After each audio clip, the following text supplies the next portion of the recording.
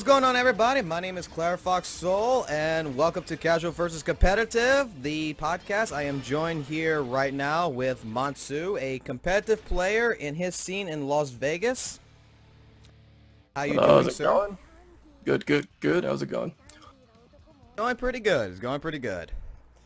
And well, today we're going to do a podcast where I think this is, the idea of this is going to be is like from a casual perspective versus a competitive perspective, to try to single out like different opinions and different objections. I'm not sure exactly the proper terminology to put for this right now off the top of my head.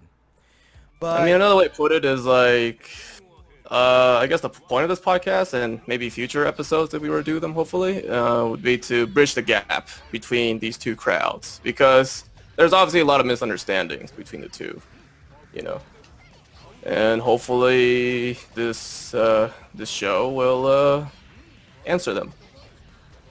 Yeah, I do hope so. I mean, like, as you could tell, like, as you've known me for what now, about a year and a half now or so, that I'm not a competitive player.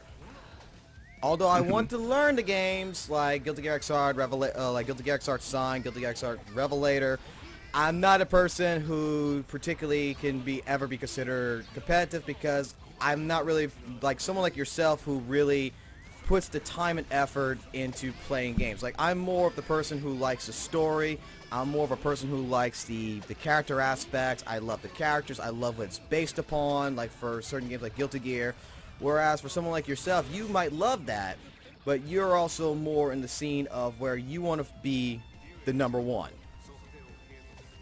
As much as I can, yes. But yeah, fans of, you know, Arc System Works games, like ever since, you know, the older Gear games, and eventually came Blaze Blue, and then came Persona. It's like people like the games for different reasons, you know. Some kind of crossover with the others, you know. Like some people just like it for the story, like the lore, you know. Some people just play competitively, like myself, where, you know, we know nothing about the story, you know. And yeah, and some people do both, which it's totally fine. Alright, and before we get started with like the topics like we have on screen right now, which we're going to be discussing about like Guilty Gear Xrd Revelator, because both you and I and several other people have had the chance of experiencing the system, experiencing the demo, the early access demo of it. The question I would have for you, and I think so that way people know who you are, is could you give out a little bit of history about yourself, like how you got into the scene, about you, what makes you a competitive player? So, my beginnings competitively speaking? Yes. Okay. Competitively, I guess I like to think I've been at it for about 5 years or more, around there.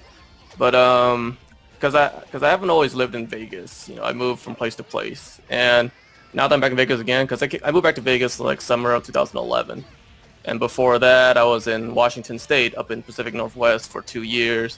And 2 years prior to that, I was in I was in Vegas for the first time. So this is my second time being back in Vegas, and this time hopefully a lot more permanent. But competitively speaking, I would like to think that it really started when I moved to Washington from Vegas, because that's when I met the scene there, and they were, as opposed to like the scene that I befriended when I first lived in Vegas, Washington State was a much more friendly environment in my opinion, and they're also a lot more knowledgeable. And that was when, so let's see, I moved in Washington, that was around 2009. Yeah, 2009. So from about 2009 to 2011, that's how long I was in Washington for.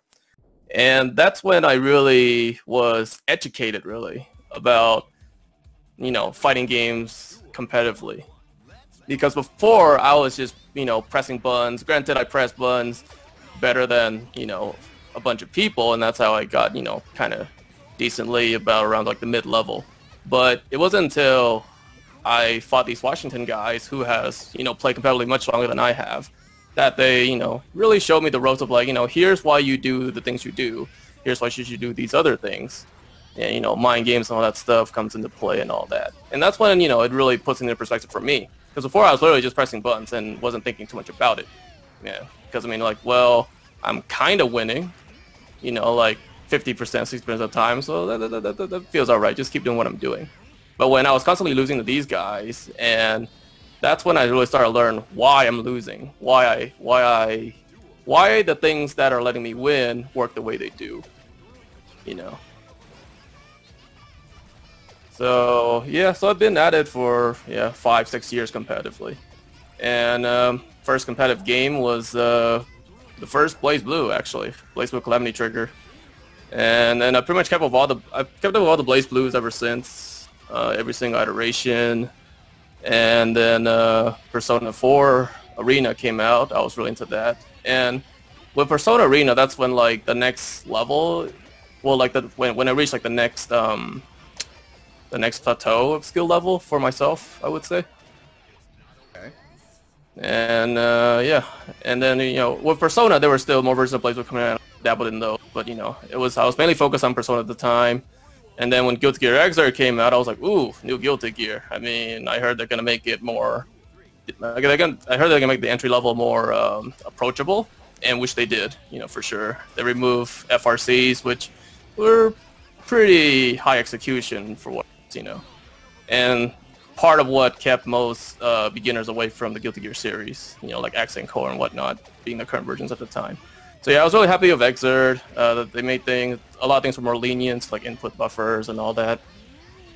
And originally, you know, I actually tried to play Soul, but then I was like, Dust Loop's gonna take a lot of time. Like, I want to pick a character that I can just do the basic stuff with, like, as soon as possible, so I can get on net play and just play, because that's what I'm all about. I just want to like get out there and play as soon as I can with a basic set of tools. And I just wasn't really feeling with Soul, so I went to Potemkin next, funny enough. And sure, I heard he was a worse character too. He got way nerfed compared to like X and Core days. But I was like, well, his tool set seems simple enough to work with. So I played Potemkin for about like a month or two. And then after a while, I guess the the novelty of that kind of died off, and decided to check out Elfelt, one of the DLC characters. I was like, you know, she's waifu, she's cute, you know, she's got big boobs and all that, you know, and I heard she's really good. So I'm like, hey, you know, let's give it a shot. So, you know, I went to her trials mode, just check out all her moves, you know, all her command list, her basic strings that the trials, you know, makes you learn. I'm like, okay, this makes sense, you know. And then I went to net play, and I was just destroying people. I'm like, damn, this is really good. And at the time, I didn't have any shotgun loops or anything. Hell no, I didn't learn how to use the rifle and the shotgun until like months, like half a year later. You know, I just made do with just her basic stuff, like knock down into equip grenade, throw that shit out there. They're gonna wake up, they gotta block it. I do more stuff, you know. So I was doing pretty well with just basic Elfelt, and yeah, that's where I got to where I am now. Right, and that right there is a lot more history than I've ever known about you in that sense. Maybe because the reason is I never bothered to ask until now. Sometimes you gotta, you know, can't tell you all about my secret sauce I've been cooking up, you know. Oh, true. I mean, like for myself, I'll be honest. Like for myself, I got into Guilty Gear actually completely by random. Like, I got into, like, my very first fight game was actually Guilty Gear X on the Dreamcast, because I had a longtime childhood friend that actually bought an Xbox and said, like, hey, you still got a Dreamcast, because you're going to know probably what I'm talking about. It's like, you know how families are and you're young and daddy's working, mama's working and such, and you're not making ends meet, so it's like you get hand-me-downs from your friends like, hey, look, I have no use for these games. And he had the Japanese version of Guilty Gear X imported, and he's like, here, you can have this with the Game Shark to play it on the system and all this stuff. And I got attached to the game because of the looks. Because when I saw the game, I was like, holy crap, this is my first, I didn't even realize there were such things at the time as like fighting it. I just thought it was a game. Like, this is awesome. This is pretty cool, man. Like, this is like one of my Japanese anime shows, I guess you want to say. And I got interested in the story and such. Like, I wanted to learn more about what these characters were, because back then we had dial-up internet, so it was kind of one of those problems where you couldn't really, it'd take you like, I guess, like what, a couple of hours just to load up a page just to try to get information on the internet. But it was just like these characters, like I actually always called Chip Zanoff Goku because he looked like Super Saiyan Goku at the time. Like, to me, that was Goku. And I got attached to it in future-wise when it came to like the States with the PlayStation 2 and Xbox, and I finally got me a PlayStation 2, no, excuse me, an Xbox, and I got the copy of Guilty Gear X2, Midnight Reloaded, I believe it was, to where I started getting more into it because this was like one of my most favorite games. And then it got me into games like Street Fighter for a little bit, mostly the Street Fighter Alpha series, but not in a competitive aspect. Like, I would just play with friends just to have fun. Like, win or lose, doesn't matter. It's just, this is pretty cool. Like, it's pretty cool to see fireballs. It's pretty cool to see how all this was. And I guess, in a sense, like, it wasn't up till, like what, maybe 2 years that I actually realized that there was something called the FGC, Fighting Game Community. And it was more to sense, like, I just thought it was just like another playing game. Like, it wasn't really competitive. Like, the only things back then that I thought was competitive was like League of Legends, because I had a friend that got me addicted to that for a long time period, which that was a regret in my life. That was a lot of money spent. Ooh. And bought them skins, huh? Bought them skins, and got the account hacked, and Riot Games would never give me back the account, even though I paid for it. Sucks. Yeah, still to this day. And I guess it wasn't till like with live streaming and such, like when I first got into games like Naruto and such like that, that it showed me that there's actual people that play certain games more basically more out for your blood than anything. And that's where I realized there was a competitive aspect to it. It wasn't just like, okay, let's just throw a whole bunch of supers out there and look cool and whoever wins wins. Like, the first time you showed up when we started live streaming Guilty Gear XR Sign, it was like nobody played like you. I never met anybody that played like you when you played your Elfelt. Man, has it been a year since that day already? Yeah, it's been almost about a year. Yeah. If not a year. Holy crap, yeah. And it was just like, holy crap. And I remember like certain people in the chat, everybody being like, get rid of that guy. Get rid of that guy. That guy's up beyond our skill level. It's not fun if we keep losing all the time. And it's like, I guess that was like the first taste in my mouth. Was like, I didn't want to remove you, not just because like everybody wanted me to remove you. And I was trying to be like, you know, like, nah, man, we're not removing him. I'm gonna give this guy respect. It was more the sense that I wanted to see why I was losing. Like, how did you do certain things? Like, I never even knew was possible with Elfelt, like the dust looping and such. Like, you would throw the grenade, it would blow up, and then it would launch me up, and then all of a sudden, you're just attacking me, and you're taking half of my health away. And then, since that time period, you were just one of those guys that is completely an admirable person, in that sense. That's the reason why I love talking with you. That's the reason why I love getting different ideas, because, like, recently, which we're going to kind of speed up, I guess, in a sense with this topic, but it's like, before the demo came out, you went to Anime Ascension. You would play Guilty Gear XR Revelator's demo, and then we had the conversation about stylish mode versus technical. And that's where, like, everybody, including myself, for, like, the longest time, for, like, the last year, whatever, we were always against it, that, like, this is going to be not in the system of what, like, a competitive player, like you were explaining to me, looks at it as. We were looking at it in the sense of like, oh my gosh, this is going to be like OP. People are going to be able to do 2-hit button supers. They're going to be able to hit a button on there and do a whole bunch of different things. This is not going to be cool. This is going to make it horrible. And then you're the person that explains to me completely why, a complete different reason, which I think for the people, like, I mean, we've had this conversation on the stream before, but if you can go ahead and explain your reasoning about stylish mode and why it's, to a competitive aspect, why it's something not to worry about. Alright, sure. Oh, and before I start, AISIGHT just sent me a message that he is on his way home now, so he should be home in 15 minutes, so give or take another 20 and he can join us, which is great news. That is. But in any case, yeah, I will get started on this technical section. Actually, no. Actually, let's wait on the stylish when AISIGHT gets back. Let's talk about the more general stuff. Like, actually, let's go from the top. Let's go system changes. We can talk about that. Yeah, we can talk about system. Yeah, because it would be actually better to hold off that stylish because he's actually creating a pamphlet or a book about it because he's knowing. Because I was actually impressed when I saw that he's actually going in complete detail about the different changes on that. Yeah. Which is a little striking because you don't hear. Because he's a competitive player as well. And you don't hear competitive players really talking about it. So that's something that we'll hold off on that. So, but when it comes down to system changes, from a competitive aspect, what's some of the system changes that you have noticed? Let's see, system changes. So, one thing that a lot of people has always been asking for to be put in, one thing that people always complained about with Exert Sign was a lack of a throw break or a throw reject, you know.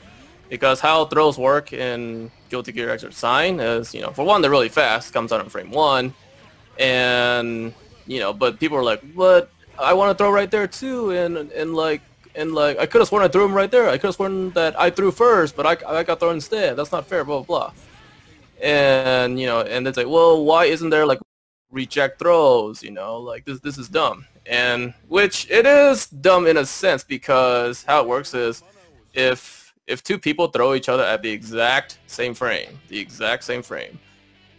game will actually go into RNG mode and pick one over the other. That's actually how it worked in Sign, which is pretty dumb. It's pretty dumb. Yeah, not gonna lie, it's pretty dumb. And when you're not throwing on the same frame, whoever throws one frame faster is the one's gonna get the throw, period. But now in Revelator, there's a throw break, and actually the people over at Axis Games actually just released a video earlier today. It was linked on Twitter. It's only like a 2-minute long video, but they basically talk about the throw break, the new throw break mechanic. So for all any of you out there that are actually curious, but the science, the frame data of throw break is, I believe, the window to reject throws is about 2 frames. So it's still very small, very, very, very small. And quick lesson on frame data here for reference, for people that don't know how fast these frames we're talking about is, fighting games, most fighting games nowadays are, you know, measured in 60 frames per second. So if you divide 1 second into 60 parts, that's what we're talking about. So when I say something that's 1 frame, I mean that's 1/60th of a second. That is inhumanly fast. You know, it's really hard to, it's impossible to measure that really using conventional methods. So when I say that a throw is 1 frame, that's how fast it is, 1/60th of a second. And now, even though there is throw break, you know, there's only a 2-frame window that you can reject it. So you need to, so basically the moment the other person is pressing throw, you know, which comes out in 1 frame, you have the next,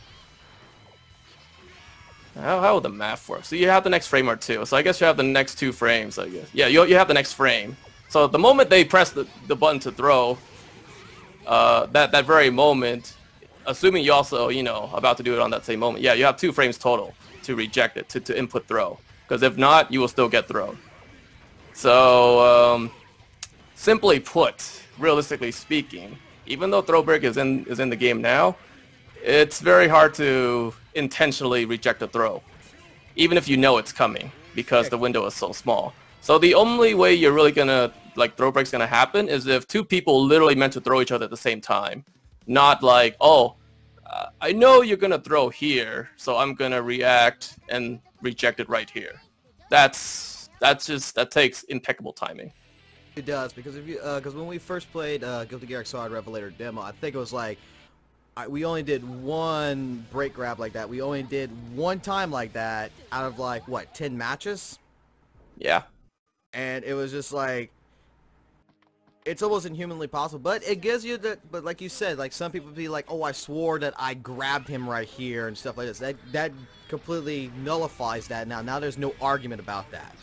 Yeah. There's no more RNG. However, another system change though that I find is much easier in Xrd Revelator than it is in Sign is going to be the blitz. And with Blitz, there's now, there's Charge Blitz. Just Charge Blitz Shield now. Which I find that's a cool. lot easier. Yeah, so it's easier in the sense that you can hold it down, and then it'll just charge itself. And after a certain number of frames after charging it, then it will reject everything, including highs and lows, I believe. So initially, when you start charging, like you still need to commit to whether it's going to be a high or a low. Oh, and another big change too is since with Sign, like back in Sign, if you a standing Blitz Shield, you will reject both, attacks that hit mid, which are most attacks. Even projectiles are count as mids. Right. I believe so, anyways. But AISIGHT can correct me when it comes in later. But yeah, mids and highs are overhead. So basically, every dust attack is an overhead because you have to block that standing. So high or overhead. And then lows are lows stuff that needs to be blocked while crouching. So yeah, in Sign, when you want to blitz something, you need to either react or commit to like okay, I know he's gonna do a low here or he's gonna do a mid or a high here. So then I blitz like so, because if you blitz low, you will. Now this is back in Sign. If you blitz low, then you will get hit by overheads. But you can still blitz mids while crouching in Sign. But they changed that in Revelator. In Revelator, you have to be even more committed. So to blitz mids, you actually have to be standing for it. So low blitz shield will only reject lows, period, and nothing else. So for mids and highs, you have to be standing. So in that sense, since most attacks are mids, right, people aren't too scared about like, which way to blitz, because most of the time it's gonna be a mid, you would think, So they would just do low blitz, and that will take care of that. It will take care of mids and lows. But yeah, in Revelator, you have to commit to, mids and highs or lows. That's that. But yeah, charging, which is the new thing in Revelator, that's pretty neat because that actually gives everybody a much more easy universal option to get out of Elfelt's corner unblockable loops, which has been a very big, subject of complaint in vanilla. I know all about that. I'm not gonna deny it's a big problem, but hey, I'm playing to win here. I'm not gonna like not do that because it's more fair to you. Nah, I'm playing to win. That's what being a competitive player is all about. Okay. But basically, a quick rundown on how that works to get out of that loop is because in Sign, only certain characters have like a much more surefire way to get out of it, But everybody else, if they don't have these options, they have to do a wake-up blitz and they time it right because there's like a 3-frame window to do wake-up blitz. And you miss the 3-frame window, then the blitz not coming out, then you're gonna get hit. But if you get it right, you wake up blitz, then you backdash, then you can jump out. That's the universal way for everybody to get out of it. But if you're one of the lucky characters like Soul Bad Guy, what you can do is you do the slash version of Volcanic Viper on your wake up. Now it has to be a reversal Volcanic Viper, and what that means is you need to get that within the first 3 frames that you stand up, because if you don't, it's not going to come out and you will still get hit by the grenade. So if Soul can get this timing down right, he gets out for free. So what happens is like he goes Volcanic Viper, that goes through the grenade, he's invincible through it, and then after that he can just jump out of the corner. And let's see, another character would be Kai Kisuke. He can do wake up, ride the lightning, and that will just destroy Elfelt. Because Elfelt is stuck in sniper rifle stance, right? Because she needs to like stand still or crouch, sit still with that reticle on there to have it get bigger to do the unblockable. And so she's committed to that position. So if Kai wakes up successfully with a Ride the Lightning reversal, because Ride the Lightning is invincible to all projectiles, which is basically what the sniper shot is, that's what the grenade is. So he goes through both of those things and hitting her in the face while doing it. So yeah, Kai's got a great escape option with her too. There might be a few other characters that I don't know about for their specific options out of here, but I know of Soul and Kai at least. Right.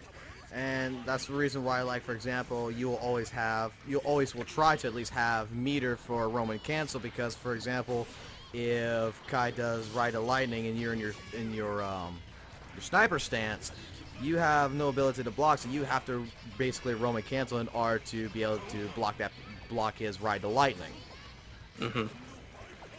So, because like with the blitz, with the new charge blitz and everything, like the only reason is that back with AISIGHT, like we're watching right here and stuff like this, is I remember trying to let me interrupt you for a second.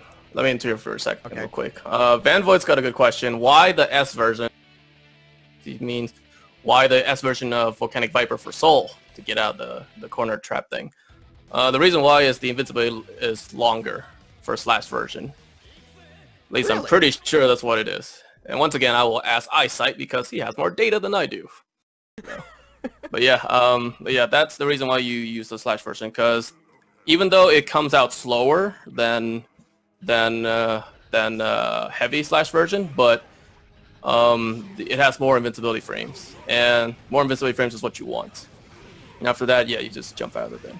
But anyways, yeah, that's why you want to pick the Slash version. So back to you, Fox, before I interrupted you. Oh, it's okay.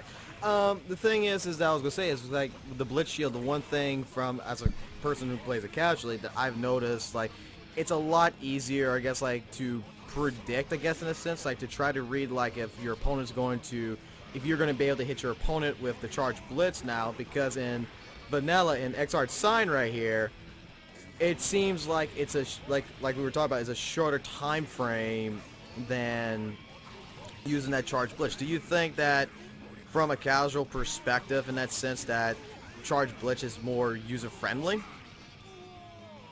Because you can charge it, yeah, it is. And so like until, you know, they get used to seeing it and get used to getting around it, you know, they will seem like a very strong mechanic. And I mean, it is a decent mechanic, I'm not gonna lie. Because initially, you know, because if you do decide to do a charge blitz shield, right, in whatever situation, you still need to decide whether you want to start out low or standing, you know.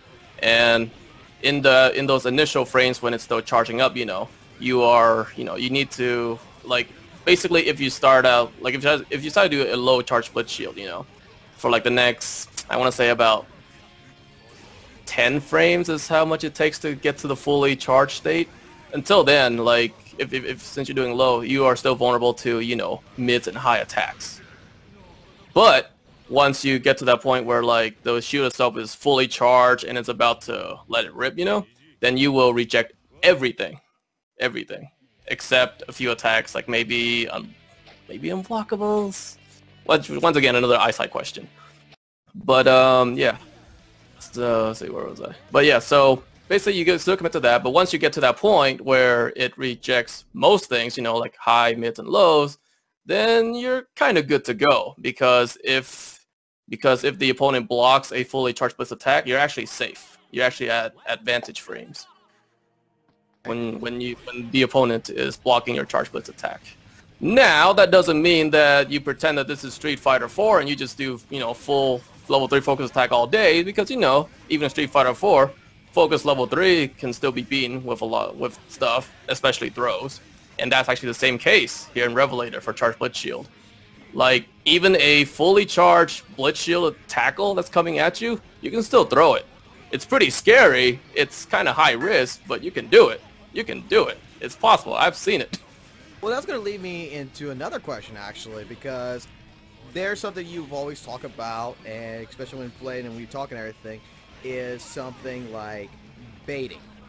Like you'll bait out someone's burst. You'll go ahead, you'll bait it out so that way you can keep on doing what you want to do.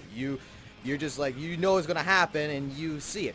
When it comes to the new charge blitz, isn't it? Wouldn't you say as a competitive player that it would be easier to bait it out? I wouldn't say easier, but you can bait it out, yes. Because there is still more layers to the mind game when it comes to charged blitz shield, because it's like, well, are they going to go for the fully charged blitz shield, or are they just going to charge it partially and release it faster?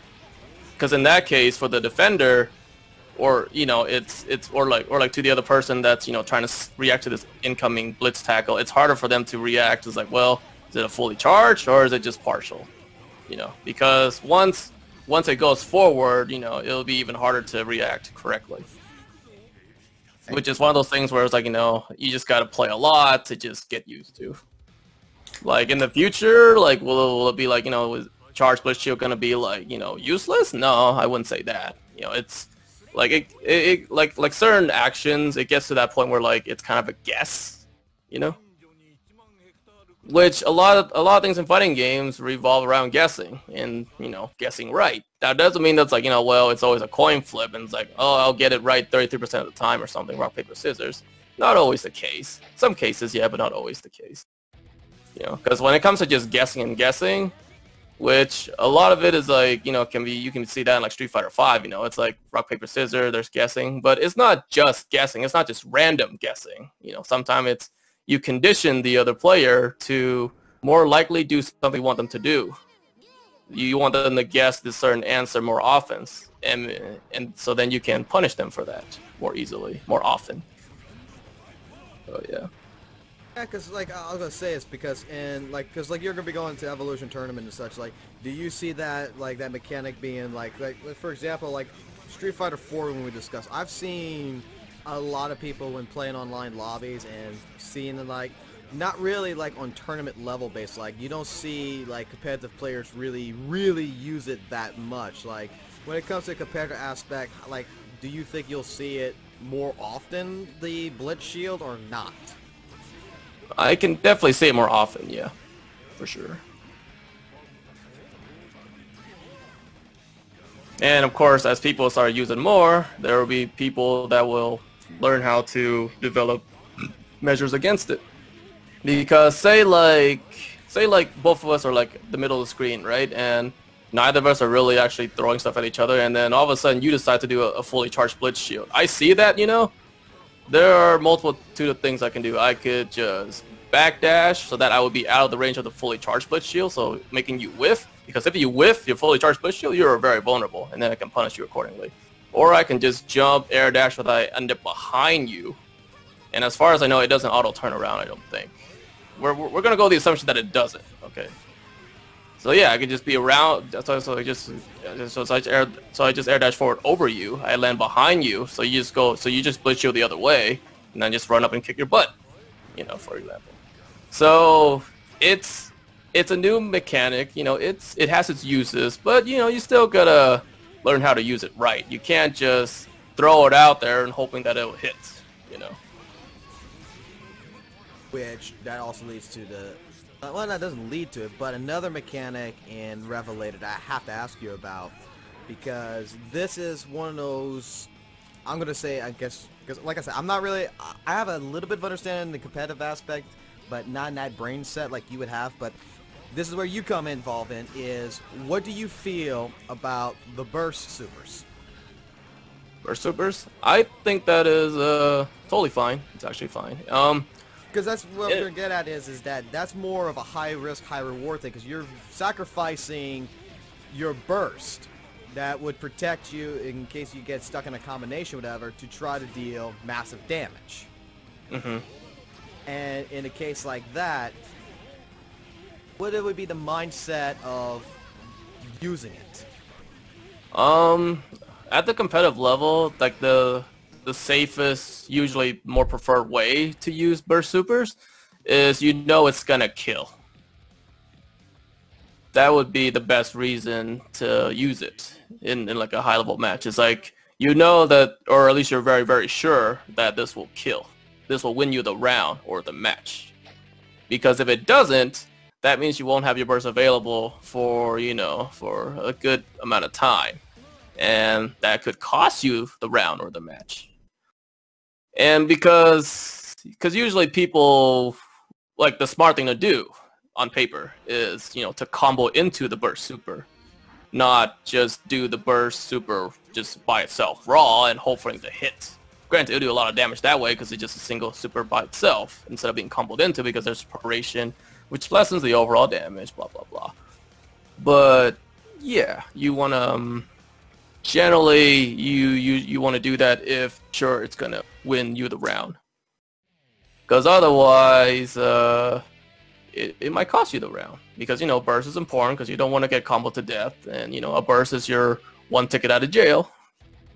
So yeah. It's kind of like in the same aspect as the conversation we had before, which would be like people setting up for like instant kill combinations, which is in your preference like stupid because a win's a win whether it's looks cool or not. That just to be, I already have the mindset that you're going to go ahead and use this burst super isn't particularly like the smart thing to do. Unless you're for sure you're going to land it, you are for sure it's going to kill. Yes. See, I'm learning something. See, I learned. Like I said, like I remember that conversation about instant kills and such. Like that's where, like that's why I'm kind of like basing it off of that would be, is that like some people say, well, man, I got this combination. Like for example, like I would practice going for a wild throw and an instant kill, where if you don't land it, if you can land that wild throw, then by all means do it. But if you can't, you shouldn't try it. And how many times have I just done it to try it and lost matches that I could have easily won? Yeah. Anyways, I have excellent news. AISIGHT said that he is ready to join us in the call, so I will get him in here. So give me a second while I set that up. Not a problem. Then we can get into the topic of stylish versus technical. Yep.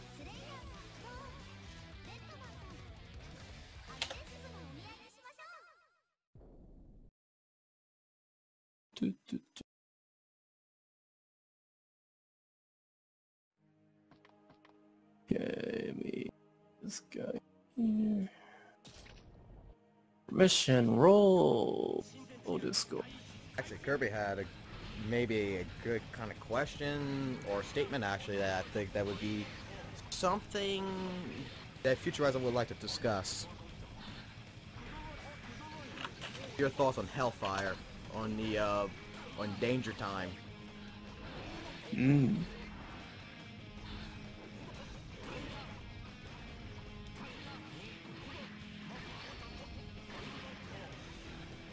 Yeah, he's in. All right.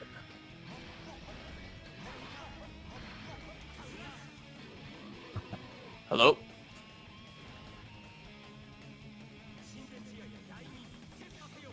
Also, you guys on the chat, if you have questions for us that you want us to answer, you know, as soon as possible, as soon as we see it, tag, like, you know, do add my name or do add CleverFOXSOL. Yeah. See it more easily. Okay, let's see. All right, we can hear you now. All right. Okay, so I guess quick introduction, buddy. What's up? Fine, I'll introduce you for them. Okay, so this is AISIGHT here. All right. He used to be from the Vegas scene, like myself, but you know he's moved on to better pastures. It's called NorCal, Northern California. They have a great FGC up there, you know, for pretty much any game, really. You know, I'm pretty jealous. I wish I could go there, but you know, but I don't make six figures, so I can't. But until then, yeah. Well, Anything else you want to add for yourself, Tony? Not much. All right, so moving on. See, so right now what are we talking about again? Are we still in Blitz Shield or what? We were talking about like one question, well not a question, but more of a statement, which is, and it's going to lead into a question, is what's your feeling about Danger Time? Danger Time. It's pretty funny. I think the game would be better without it, but it doesn't happen often enough to like actually hurt the game in like any big way, I guess. Yeah, my opinion's roughly the same.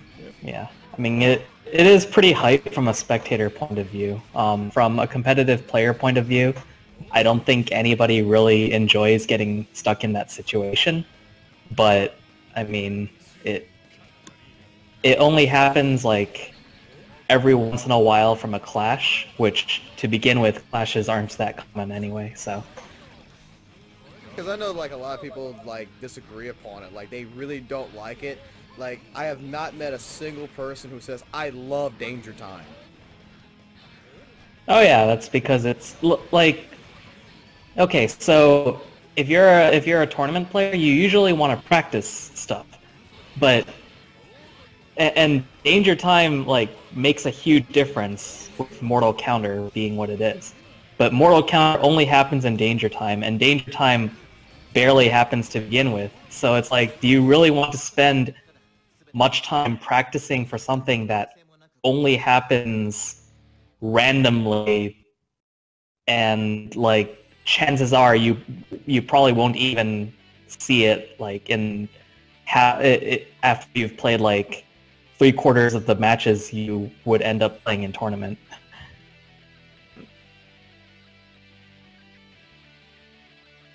Yep. We got a question in the chat asking Hellfire, what's your opinion? From PJ Combo. Hellfire. I think Hellfire is fine, really. I think it's fine. Yeah. It's not as silly as Danger Time. It's stable. It's there. You know when it's there. The life bars flash. That means they're in Hellfire. So don't get touched and get your ass supered, basically. Also, the minor anti-comeback mechanic of it is Hellfire is the only time that the other guy is allowed to combo into instant kill against you. Yeah, and boy, do these casual players love instant kill. I mean, I would figure you guys would love Hellfire, right? I'm sure nobody against Hellfire, right? I'm okay with Hellfire too, because that's when I know, hey, if I have a full tension, glowing stick of butter tension with Elfel, and I throw you in the corner, I've won already. That's what it means. It's pretty exciting. And for Soul Bad Guy, if same situation, but he can do it anywhere in the screen. It's called Wild Throw. That's cheap. Alpha can only wait in the corner.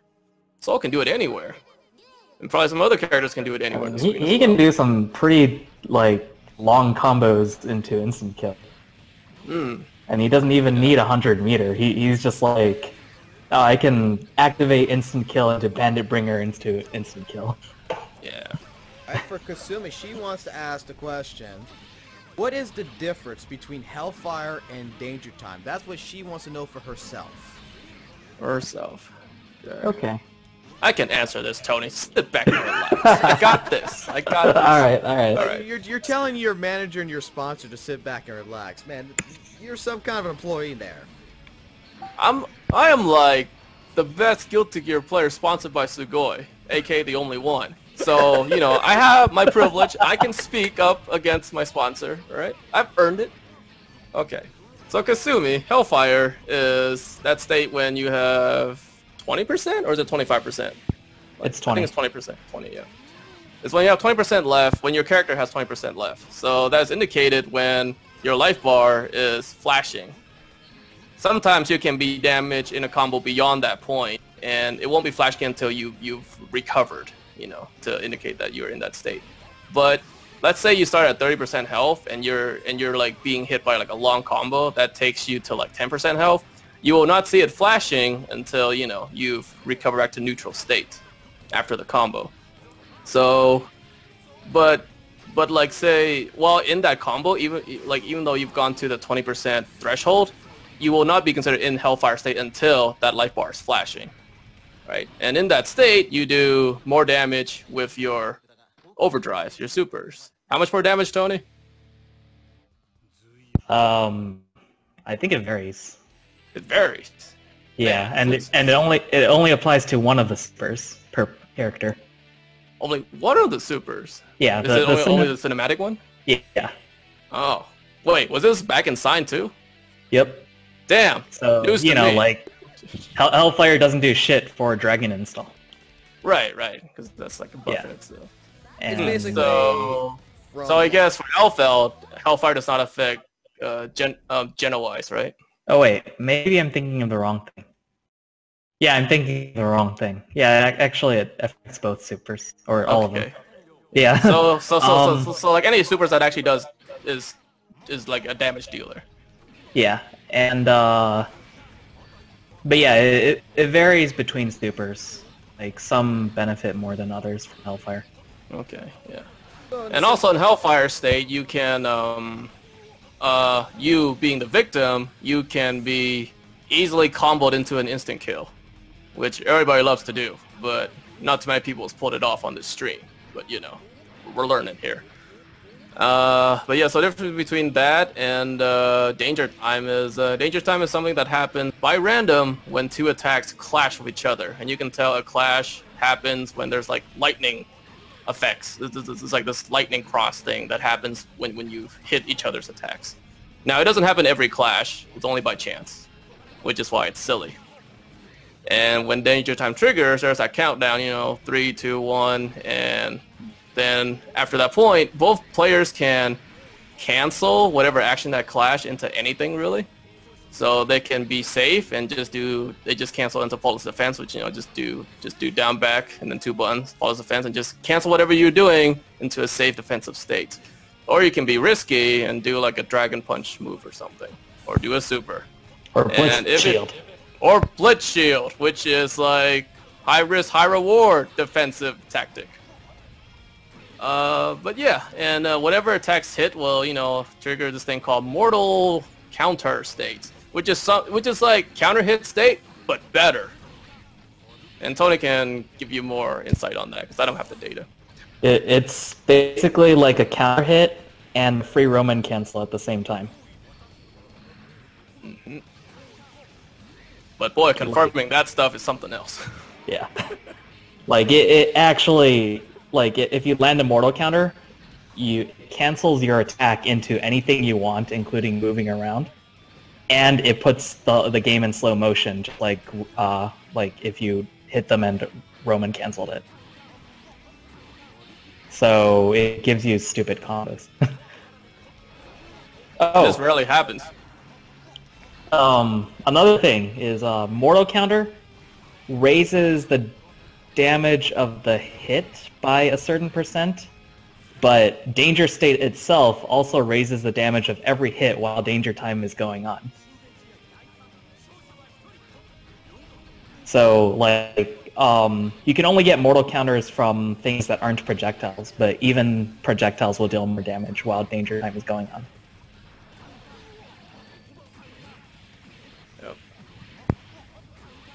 I guess in a sense, mostly like with Hellfire, I guess you could look at it as more of a like a comeback. Like if your opponent's got more health than you and you're down at 20%, it's a good chance that you could use it more of a comeback state to deal more damage with your supers and such if you can pull it off. So that way you can bring back the fight rather than in a casual's mind like, oh crap, that's it, I'm gonna die. Yeah, but way to look at it. It's hard to force that because, like, I mean, you can't really play for a clash, and even if you're playing for the clash, you're not always guaranteed danger time. So it's a lot harder to, like, use it as a comeback mechanic so much as, like, if it happens, yeah, I guess you can make a comeback off of it.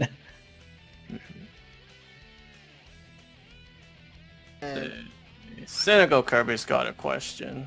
Unless you were on to something. You want to finish? No, go for it. Okay. So, I guess this might as well be for all of us. So, how do you feel about playing multiple fighters at a competitive, recommended or not? Who wants to go first? Okay, I'll go first. So, I've played. There were times when I played multiple competitive fighters at a competitive level at the same time, and that would be, I guess, Blaze Blue and Persona. Yeah. Let's see. I guess for me, would I recommend it or not?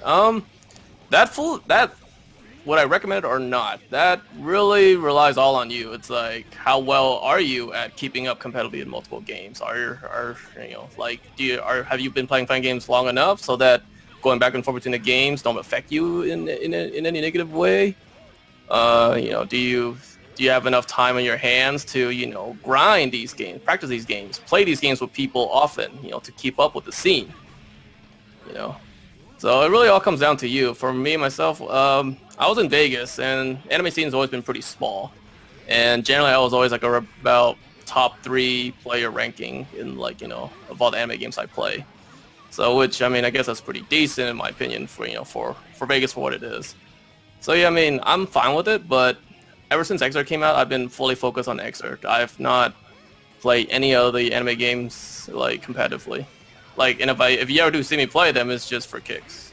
It's like I would not take money matches. I would not sign up for tournaments unless it's at an anime convention where I know I'm gonna win, because you know, anime con people. But yeah, that's me. I guess I'm next. Yeah, because Fox doesn't play these things all competitively. No, I don't play competitively. I mean, I could say it on the casual side, like. All right. But like the casual side is the only thing I could tell is like when I went from Guilty Gear to Blaze Blue for that short time period, and I went back to Guilty Gear that for a little while that I did get lost in controls because I kind of got too used to the Blaze Blue controls for a second there. And it's like, wait, this is wrong. But it took a little while just to start remembering what the controls actually were, what I was actually supposed to do.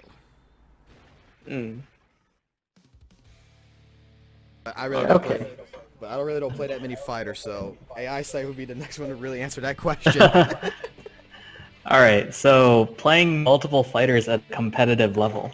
To begin with, that actually takes like extra time and effort on your part, because I mean, if you want to play and not just compete, like if you want to play multiple games at a competitive level, you have to put in that much practice time into 2 games instead of 1. And if like, you know, if you've got work or school or something else and you don't have the entire day to just play games, then you're probably going to end up splitting your time between the games. So, if you love the games and you think you either think you have the time or you think you can keep up with like spending less time per game, then sure, go for it. But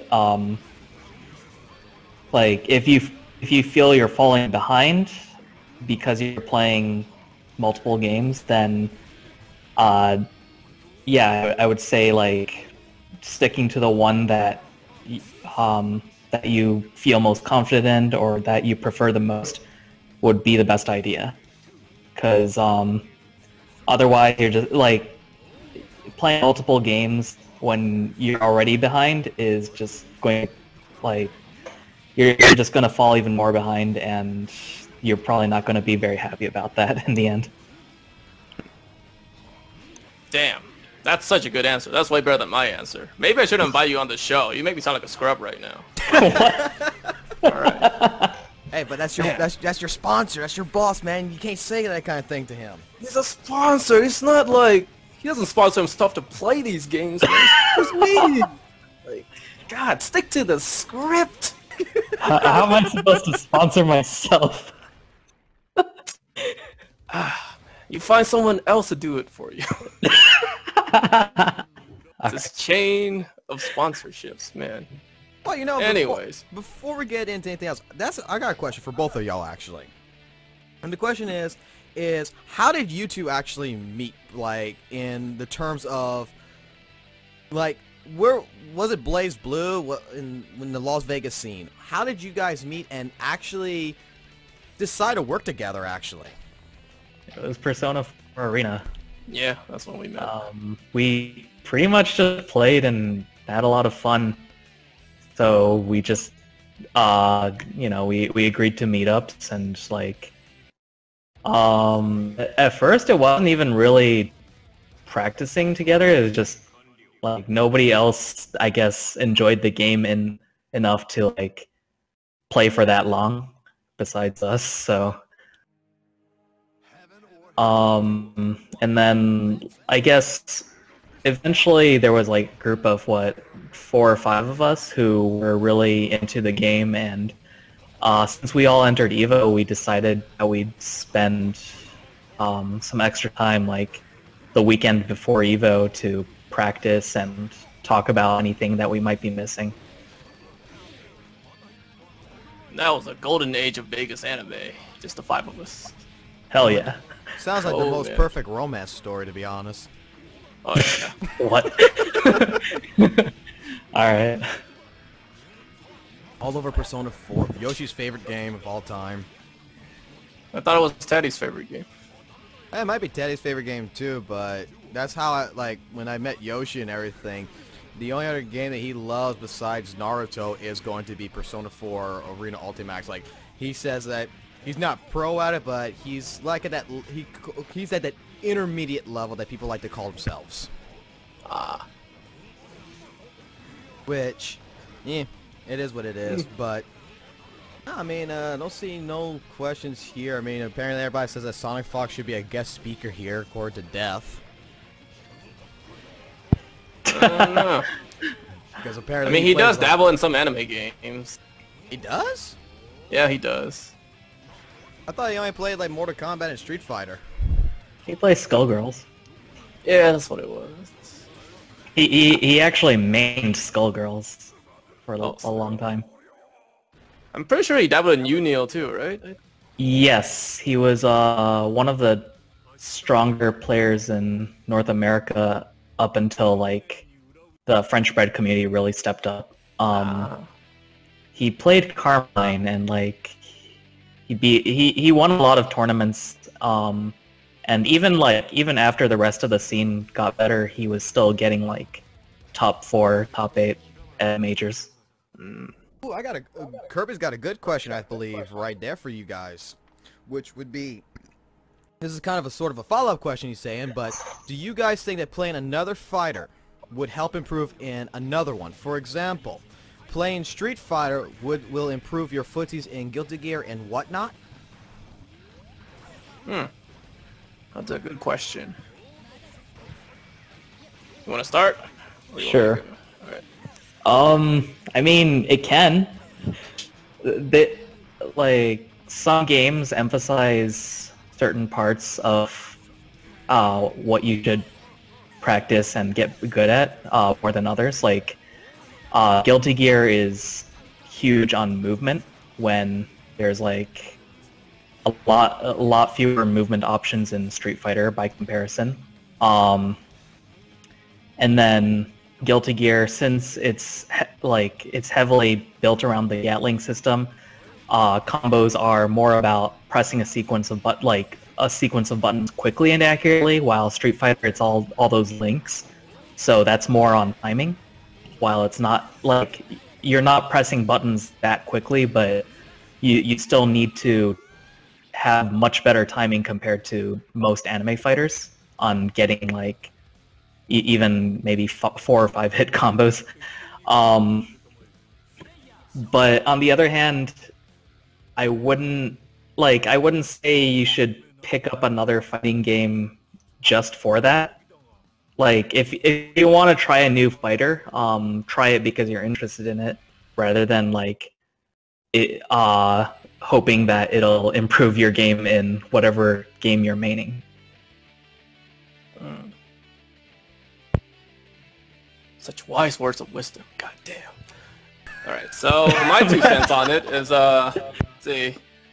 Even though, because back in the day I did play Multi-Blood, I net played a lot, because, you know, using none like official means to play the game, you know, because it was on a PC and, you know, the developers didn't make any net play thing for it, but, you know, people in the community did, which is pretty awesome. But yeah, this was back before the, like, you know, this was just in my early days, just playing random fighters, and I think Melty attributed a lot to my, like, muscle memory of things, you know, because Multi-Blood would just have, like, these generic, you know, long combos that usually everybody can do to some degree, you know, it's like, you know, on the ground, it's like ABC, you land a launcher, go into the air, you, like, do jump BC, you air throw. Like, that usually every character can do that to some extent.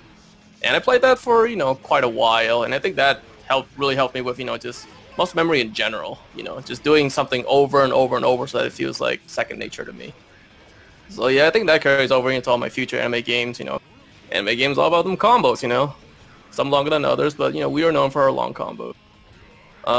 Then after my Melty days, when I first got a PS3, I really got into Soul Calibur 4. I had net played that thing a lot. Like, a lot. That game was fun. Also, character creation was amazing, too. I love that. 5 sucks. But I think Soul Calibur 4, me being net playing it a lot, I think what it taught me was reactions, like seeing something and then reacting to it. And the one thing I could be proud of from my Soul Calibur 4 days was that I like even if I pop in that game now, I'm pretty confident I can like react to like any throw attempts, standing throw attempts though. Because if it's like Astral playing because he has a crouching throw, then screw that. I'm I will get bodied. But somebody do like a run up and like just throw me, I see that in reaction, I can just duck it, and then I just get them and I throw them back or something. So yeah, Soul Calibur 4 really helped me with reactions. Persona also did as well actually, because Persona was actually the first time, because since I played Mitsuru, there are crouching combo confirms, and actually crouching confirm is the only way she actually gets real combos. Otherwise, she would have spent meter and whatnot. But yeah, crouching confirms, that's what Mitsuru really taught me playing Persona. Yeah, that was good for that. Yeah, and then after Persona was pretty much some more versions of Blaze Blue, and then here we are in Xrd. Yeah, playing Elfeld, she also has crouching confirm combos, you know, which once again, Mitsuru, you know, comes through with that for me. I've been through that before, so it helps. Yeah. So yeah, things definitely do carry over from multiple games, you know, as long as you keep at them, like, you know, like actually keep at them and play them, not just for like, oh, I'll play this for a week and then I'm pretty sure, like, you can't just like, oh, I'll play Street Fighter 5 for like a week and then I should have footsies from that I can bring over to Xrd or something. You know, it doesn't work like that. Unless you're really talented, then sure, but, you know. Yeah.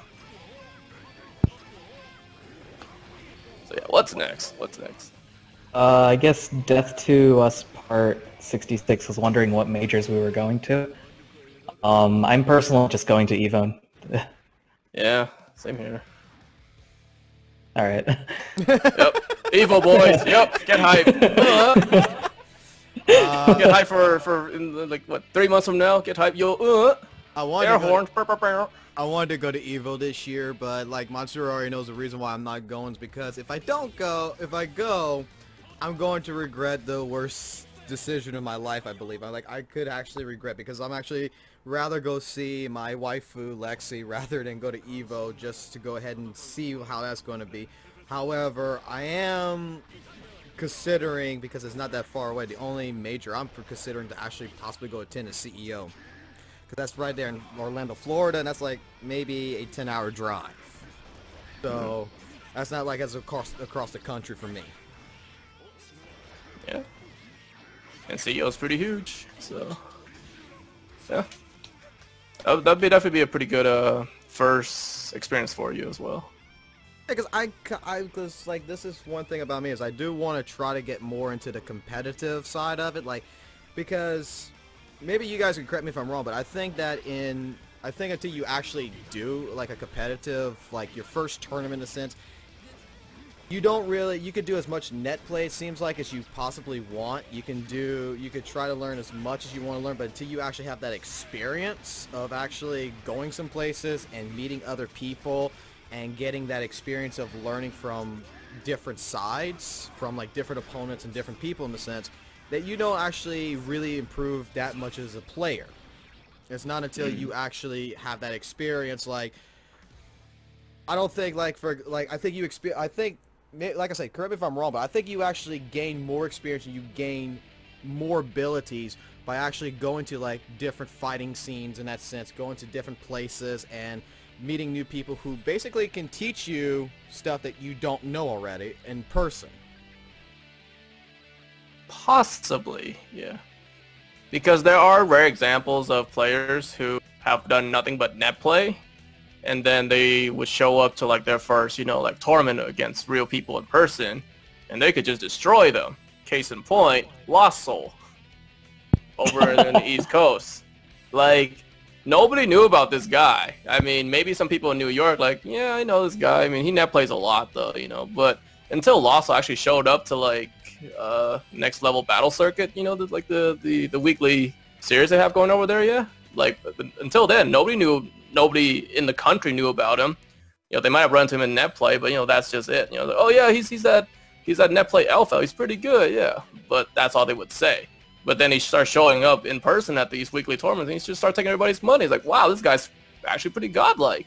And that was like his first in-person tournament experience. And before then, he was just net playing. And people think, oh, he's just an Xrd net player. But no, according to him, he's net playing since like Blaze Blue CT. He's been around. He's been net playing for a long time. So I guess what I'm trying to say is like, yeah, like going to different events if you can afford to, especially, you know, because don't spend your life savings on this shit, obviously, because it's just a hobby in the end. But if you can afford to, I mean, yeah, it's definitely a fun experience. It can teach you things that you would not have otherwise. But that doesn't say that if you just lock yourself into like a net play thing for your career, you know, that it's not to say that that's not viable either, because some people has proven it is viable.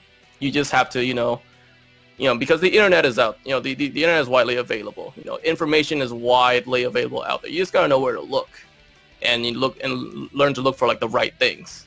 Recognize what is good and look for it. And if you do, then yeah, you should just be potentially can just be as good as any other professional level player out there, really. Yeah. Okay. And I know PJ's got a question, but before we get to that question, I think we should give AISIGHT right here the benefit right here that we should, because we already were talking about like the system changes and such like that, to see what AISIGHT has to say about like the system changes of Guilty Gear Xrd Revelator from his knowledge and what he sees the big differences between Xrd Sign from Revelator. Sure. All right. So we'll skip the unintentional system changes because those will go over most people's heads. And we'll start with the new Blitz Shield. So the first thing is they made it so that you crouching Blitz Shield no longer works against mids. So mids are attacks that can be blocked either standing or crouching. And it used to be that you could either crouch or stand blitz against those, but you can no longer crouch blitz against them. Like you'll get counter hit if you crouch blitz against a mid attack. But the reason for that is you can now charge Blitz Shield, and the way that works is if you charge it, then slowly bring out this shield. Uh-oh. Oh, sorry Okay, about he's that. back. That was by Okay. accident. Okay. Well, okay, so you bring out this shield, and during that whole time, like, you're in shield state, so you'll reject attacks. And after a little bit, you actually start rejecting everything, like both highs and lows and mids. So whether you're standing or crouching, like they can't actually attack you without getting rejected at that point. Anyway, you at any point you can stop the charge and you'll do this like advancing attack that basically it kind of hits like a Fafnir. Yeah, in a sense. Yeah. Or you can fully charge it, and in which case, if you hit someone with it, it puts them into crumple. It's like, it's like hitting someone with a focus attack in Street Fighter 4. You can combo off of it and everything. Let's see. The other thing they did to Blitz Shield. It used to be that if you reject projectile, it pretty much just alright, so in Xrd, if you Blitz Shield an attack, you get, it costs 25 meter to use the Blitz, and then you get back 12.5 meter for rejecting something. But in Revelator, if you reject a projectile, instead of giving you back the meter, it just lets you cancel Blitz Shield into anything you want. If you're holding Blitz Shield, it pretty much automatically cancels the Blitz into another Blitz. So, it lets you cancel into this Blitz for free. So, it makes it a lot easier to like Blitz Shield against multi-hit projectiles. Stuff like Kai's charged stunnage, I guess. Yeah. But Charge Blitz will still not work against supers, right? Right. Blitz Shield in general loses to supers still. Because otherwise with the multi-hitting thing, that just sounds like an amazing thing to do against Ram's laser super, you know? Yeah. Screw that. Let's see. The other big system change was Slide Dust. So Slide Dust has its own animation now, so that it actually looks cool and cinematic, and it's not just the upward version. Mm-hmm. On the other hand, it's probably not that great. If you Slide Dust mid-screen and it drags them along the ground, it's but unlike most of the ground slide states, they also have like this weird gravity where if you hit them, they immediately hit the ground again, so you can't really do much in terms of combos with it. In the corner though, it still wall sticks them like it used to in Slang, but the interesting thing is now you get your dust gatlings, which like say with Soul, you hit someone with a dust and go into the upward follow-up. You know how you can do like jump D, jump D?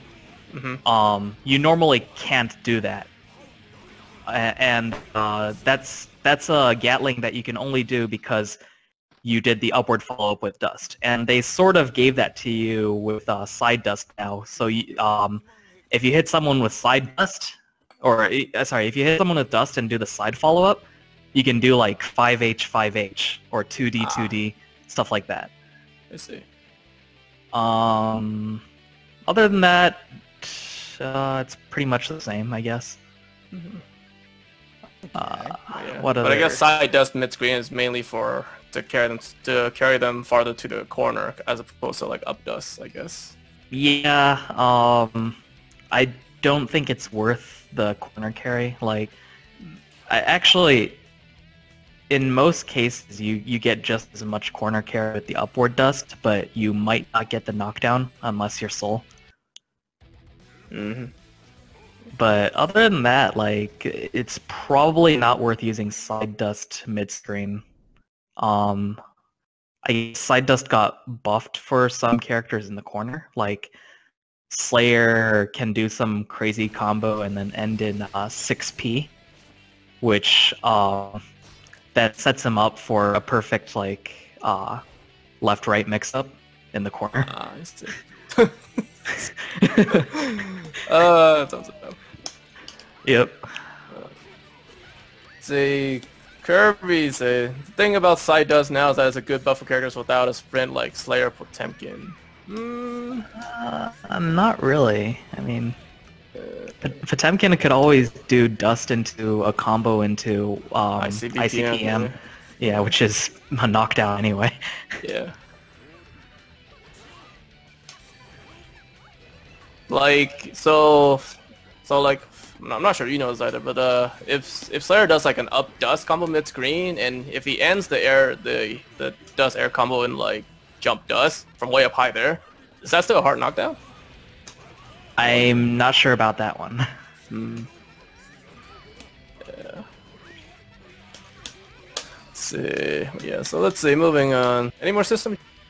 Let's see, we did Blitz, we did Charge Blitz, we had Side Dust. Oh, and I already mentioned the throw break thing early on. Oh yeah. Throw clashes. It's a 2-frame window, so nobody's gonna do that on purpose. If you see a throw clash happened, it's more likely that both people wanted to throw at the same time. Yep. Okay. And I think that's it for new system mechanics, right? Yeah. Yeah. Okay. So I guess next up on the list, let's talk about new characters. Just like brief though, I guess. Oh wait, no. We forgot about burst overdrives. Oh yeah, I also mentioned about that too. Yeah, but I guess so to finish that off, so because before Fox was asking about like the risk and reward of that, but I guess from what he was saying, I guess that's coming up for like people that usually would just do raw supers. But you know, if you combo into your overdrives, you know, then there's really no risk to it, you know. Right. But in general, it's something you wanna do if it's gonna kill. I guess round. the only risk to it if you're comboing into it is you won't have a burst stocked for the next round. But the way that one works is it only affects one super, which is the cinematic super. And for that one, you press D instead of whatever button you normally would, and it gives you the burst super. It costs all of your burst gauge, but if you if you hit with it, it gives you a third back. So it's kind of like it kind of works like a blue burst in that sense. And it boosts damage by like a third or something. Something pretty good considering it's a super. Yeah. At that thing of Hellfire State, and oh man. Yeah. Okay, but I think next topic would be about like the new characters briefly, like Johnny, Jam, Jacko from that, and then I guess predictions of like Raven. I'm not sure how to pronounce the new one. Like I know. Just call it Tuner. Tuner. There we go. Tuner. Like that's still I don't know how to pronounce that name yet till I hear it, and then like what's your expectations? I guess of what you think maybe Dizzy would be like. I did not play any of the older Guilty Gear games competitively, so I can't say anything about Dizzy. Okay. Yeah. And I mash older Gear. I didn't play competitively, so I can't really say either. Okay, but if anything I do know from the older Gears is that Dizzy Fish, pretty awesome. I think a fire alarm just went off in our building. Oh Well. no. Well, it's not too distracting, so we can still let it rip. I think I have to leave. Oh shit. Yeah, so I'm just gonna mute and back as soon as I can. Okay. Okay, no problem. Alright. Man. Okay, So apparently the topic of talking about new character is so lit that, you know, his place caught on fire. Or at least the fire alarm went off. Hella lit. Talk about perfect timing. Yeah. But yeah, so Dizzy, I did dabble with Dizzy a bit when I played Accent Core, and Dizzy Fish is pretty great. You know, Dizzy can throw out a fish, and the fish itself can do multiple things. It could bite, it could shoot lasers, and that's the thing, the lasers, the full screen lasers. The moment the laser becomes active, it is instantly full screen active. So like, you can be like one edge of the screen to the other, and the moment like the fish, you know, decides to shoot the laser, it will instantly hit you. You know, it's a pretty nice projectile. Aside from fish, she also has the flaming blue torch. She has the lightning spear, which is pretty awesome. And the thing is, the lead game balancing guy, Pachi, he said he's really going to change up Dizzy though. So it's very unlikely that we will see the Dizzy that we've all known to have seen back then. I mean, she might still have fish, she might not, who knows? Because, you know, Exert by design is, you know, what the characters, they try to bring it back to like the older Gear days of like around Sharp Reload, you know. Because that's why, you know, like Soul Bad Guy, he doesn't have the aerial move Sidewinder from Accent Core. So, and whatever else. So yeah, because in Accent Core and Plus R, I mean, characters have a lot more moves, and because of that, it makes the game a lot more crazy, but fun in a sense. But yeah, so Dizzy, it's really hard to say. I mean, like, they only showed a silhouette of her in that magazine article. They didn't even let us see what she actually looked like in, you know, when she's actually fighting in the game. You know, like, you know, she might be half naked again. Who knows? She might not be wearing like that robe, like a nun in the story cinematics. You know, she might look completely different. Who knows? If she's in that shadow state, we don't know. I think by sometime by the end of this month, I think we might get some, like, maybe a video or so of her. And it looks like AISIGHT came back. I'm back. Oh. Yeah, crisis averted, I guess. Alright. But for a moment, that what we were talking about, it was pretty lit. It was so lit. What? It was pretty lit. Okay. Yeah. Yeah. Okay. Right. Yeah. Cool. Okay. Cool. Alright. Normie. All right. Fine. Alright. Well, let's go with this then. Well, let's go with this then instead. You've all, I'm pretty sure, you both have dabbled with Jacko, Johnny, and Jam. What would be your personal take on those characters after maybe experiencing them?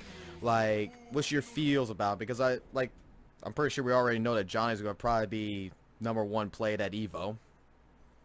I'm not so sure about that. Really? He's still #1 in terms of strength, but I would not say if, like, say, people in America, that many of us will be able to actually play him at that level. I would actually be really happy if my pool were full of Johnny players, because I doubt even half of them could complete his combos. Yep.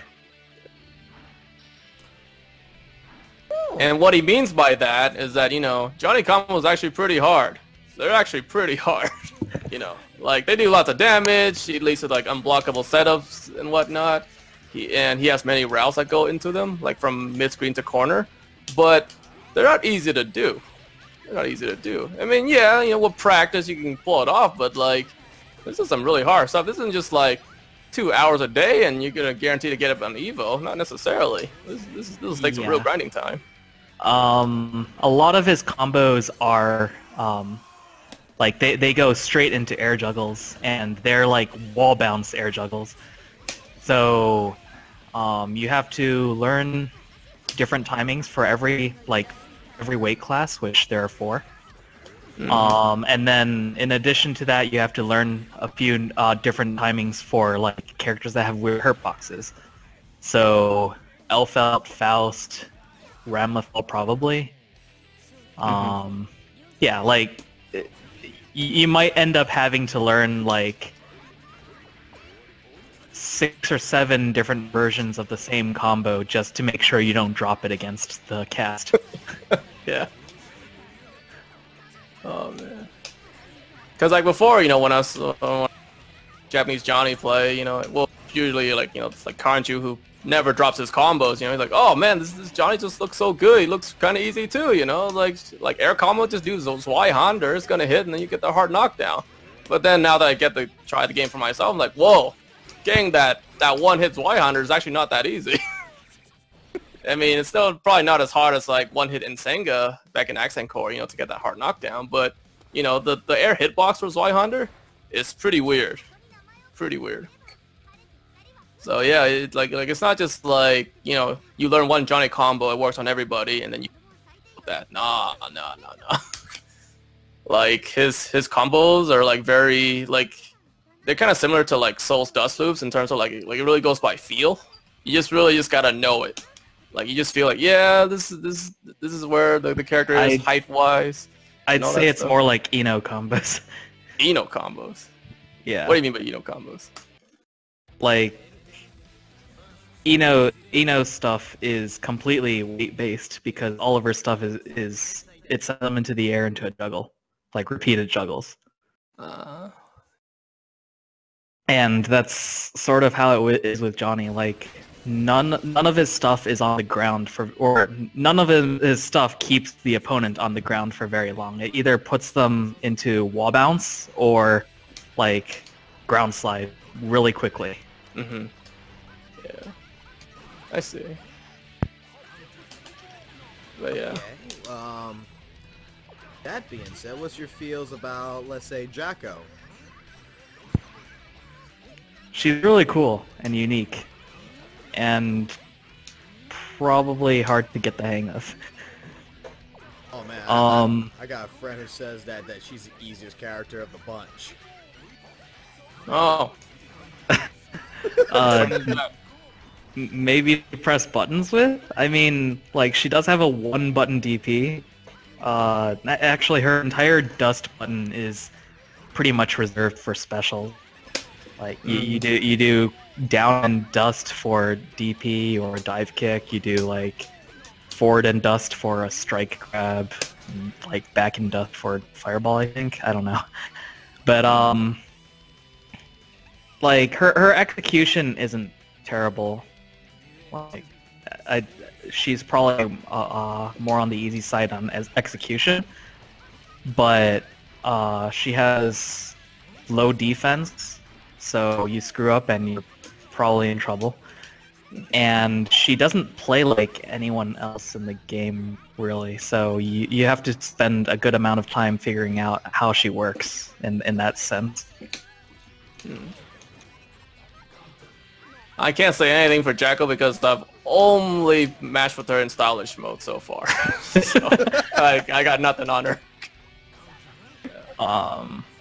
A lot of her game, I guess, is I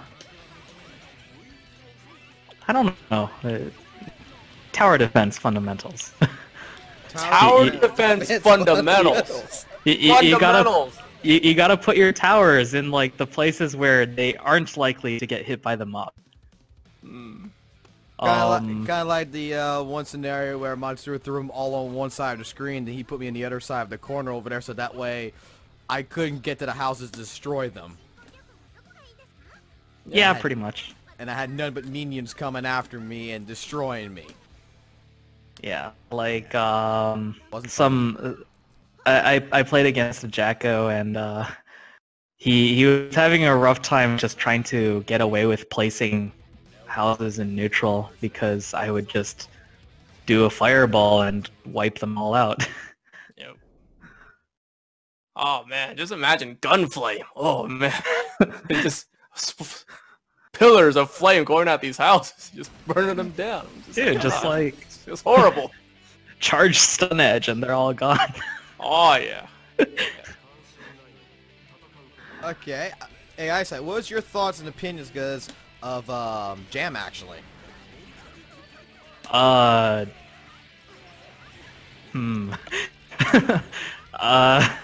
She seems really weak at the moment. We'll see if anything cool gets figured out for her, like now that console version's out. But right now, she's a character that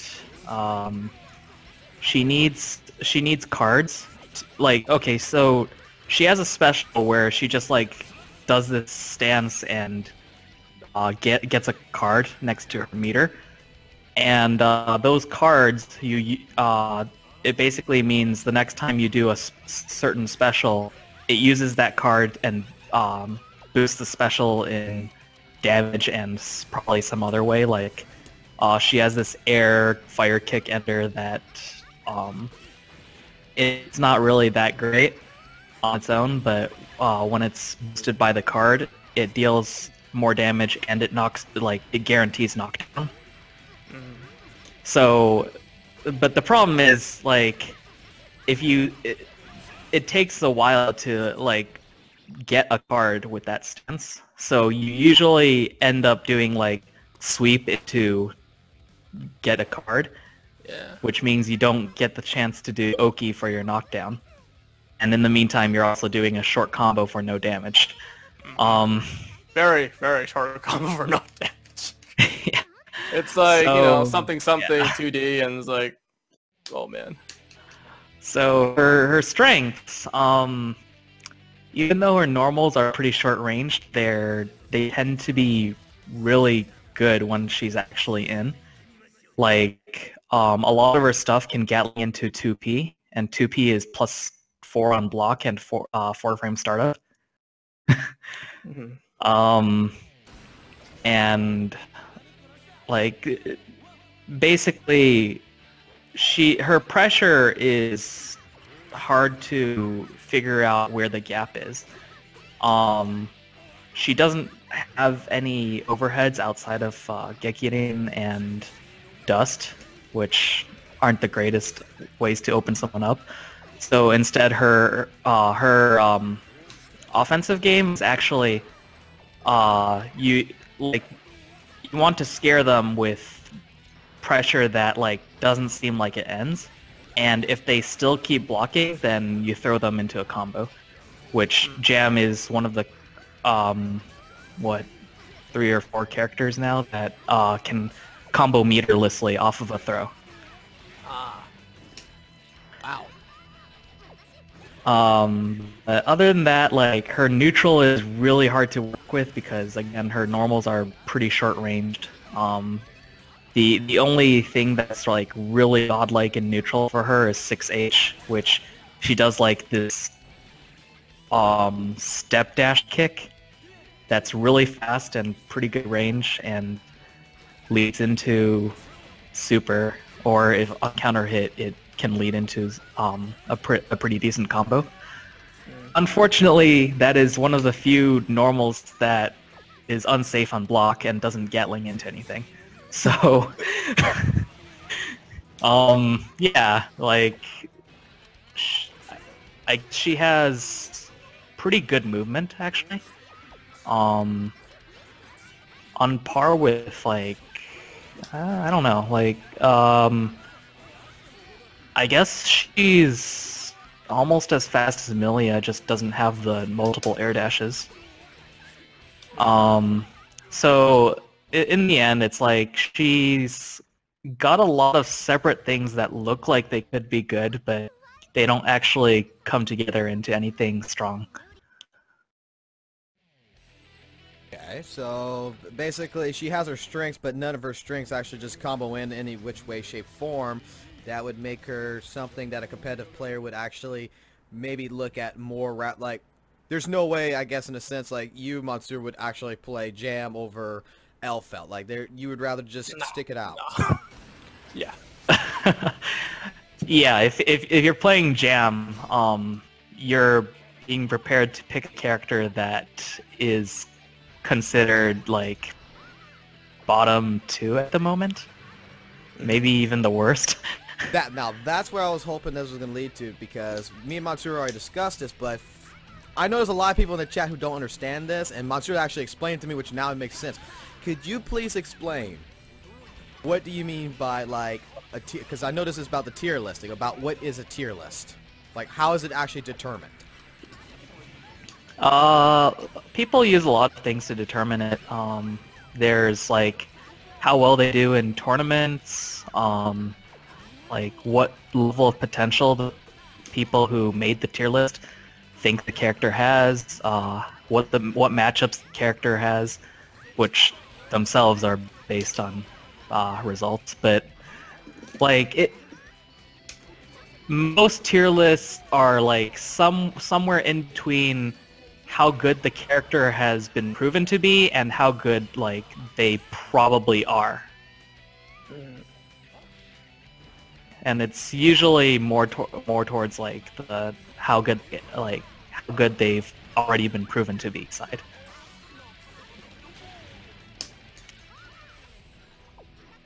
But on that not saying note though, I mean, just because a character is like, you know, like bottom tier, like in the case of Jam right now, doesn't mean that it's impossible for her to win. You know, it's just really hard. But it is not. Yeah. Doesn't mean. And also, especially in the case of Guilty Gear, being bottom tier doesn't necessarily mean the character is bad. It just means the character is worse than that many others in the cast. Like, you know, in many fighters, you would say like, this character Potemkin has a forward charging attack that has a hit of armor. He has an anti-air grab. He has this command grab that hits ridiculously hard. It's pretty good. It's just there's the entire cast that has options that happen to like work out better for them in the context of Guilty Gear. Yeah. So like, you know, when you're playing a character, even if they're bottom tier, it shouldn't feel like they're a bad character. It should just feel like you have to work harder than you would with a stronger character in the game. Kind of a sense like Potemkin has no base like dashes or anything, so he might be a little bit lower tier because someone like Soul Bad Guy has better options. Doesn't necessarily mean that he's going to win in those options, but like Elfelt versus Potemkin, that'd be a better example. She has long range, which should be able to outplay a Potemkin. Doesn't necessarily mean Potemkin's going to lose. It just means that Elfelt has a better circumstance of arsenal. I mean, Elfelt kind of just outclasses Potemkin in a lot of ways, unfortunately. Yeah. Like, a lot of those things I mentioned, like, you know, a command grab that leads to a lot of damage. Yeah, Elfelt has that. Like having great range, Elfelt has that too. I mean, what does I guess? Oh yeah, and full screen unblockables. Elfelt has a better one.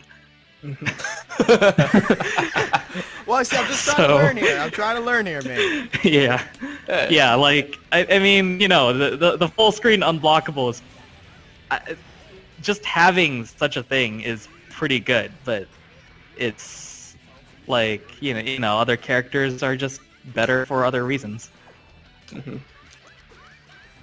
So, like the way a tier list should be used, I mean, that's kind of hard to say. I guess you can use it as a way to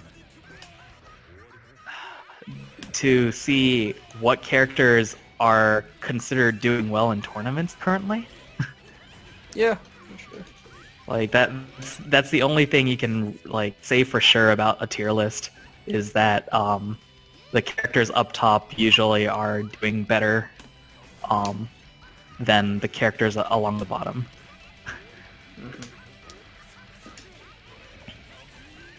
So yeah, don't be discouraged, you know, from learning Jam just because she's low tier.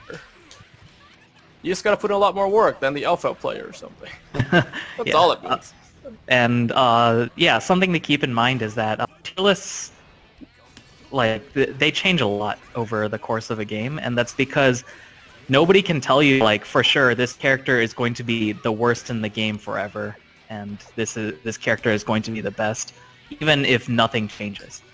And that's because, like, I mean, Revelator has been out since I forget now, like maybe August. So not not even a year really. It came out in the summer of last year. Yeah, so like plus there it's in arcade training mode, so like I think it's been mentioned, like people have been figuring out all sorts of new things for the Revelator characters now that just the demo is out. And so like bottom tier right now might be just bottom tier because nobody has spent enough time to figure out how to really use the character. Like on the other hand, Johnny might be even scarier in the long run because like he's already a hard to use character, and now people have infinite time and training modes to learn him. But So now yeah. like the conversation me and MUNSU had before, like yesterday I think it was, is now that people have it on a console now, they can spend infinite amount of time, and that means that Jam, maybe someone might discover different things and then share it along, and other people discover different things. That the bottom, since she might even be in the bottom of the tier list right now, that she can rise on the ladder later, like, because then people will say, Yes. hey, wait a minute, she's not that bad actually, because you can actually do something like this. Yeah. Like, there might be options with her that people aren't using right or haven't even found at all, that, like, because of training mode now, they're seeing it and they're experimenting with it. And that might change her position on the tier list, because the tier list isn't, like... It's not an authority on how good a character is and how good they're going to stay. It's more a measure of, like, how good everyone thinks they are, or how good most people think they are. And just to make sure that this is also mentioned, is that you should never take a tier list and actually say, like, well, if this character's on the bottom of the list, I should not play this. I mean, you should never ever be discouraged to, if you want to play the character, you go ahead and play the character, because even though it might be on the bottom of the tier list, doesn't necessarily mean that it's the wrong character for your play style. Yes. Actually, like,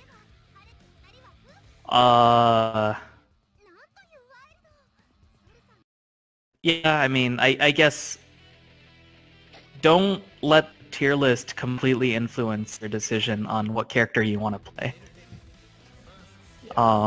It should really be just pick a character and hope they're good.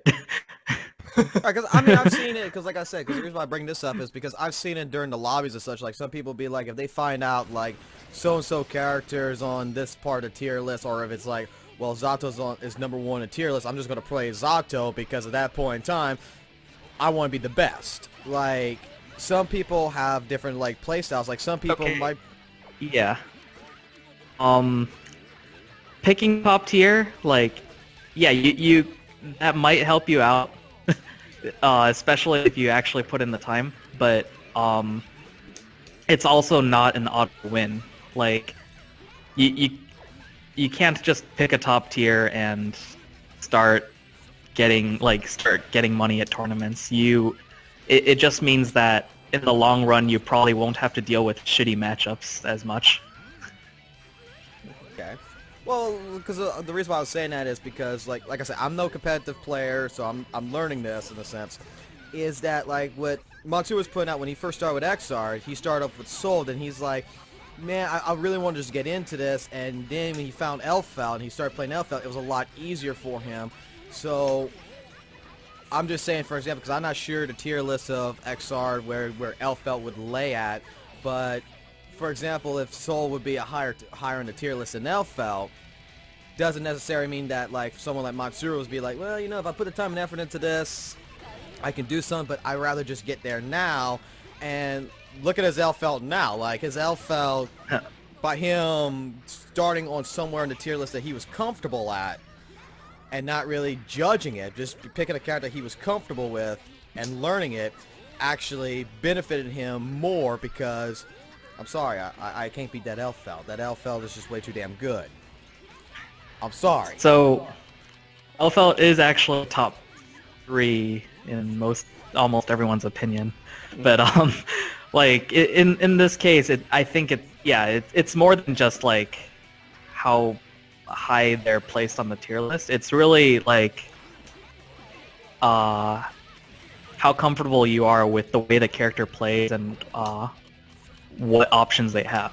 Like, I mean, Zato is also seen as a top 3 character, but like, if you aren't familiar with playing puppet-style characters, then you might not end up using what makes him actually that good.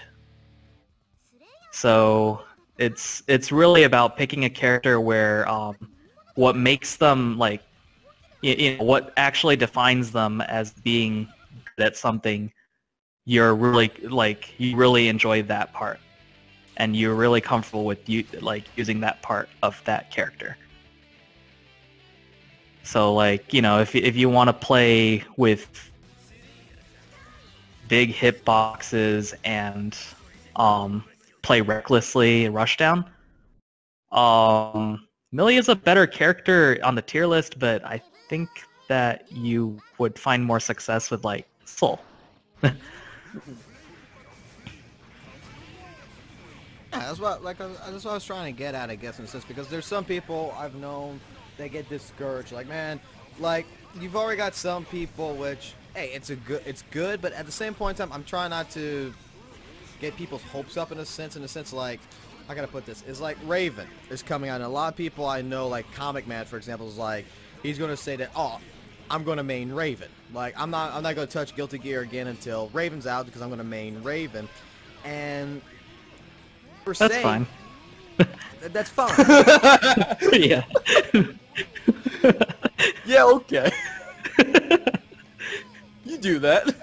However, he shouldn't be discouraged to not to put all his hopes up, I guess, in a sense, and put all his hopes up into that one character, into Raven, rather than actually take a look around and see like, hey, look, you know, this actually might be more what I'm suited for.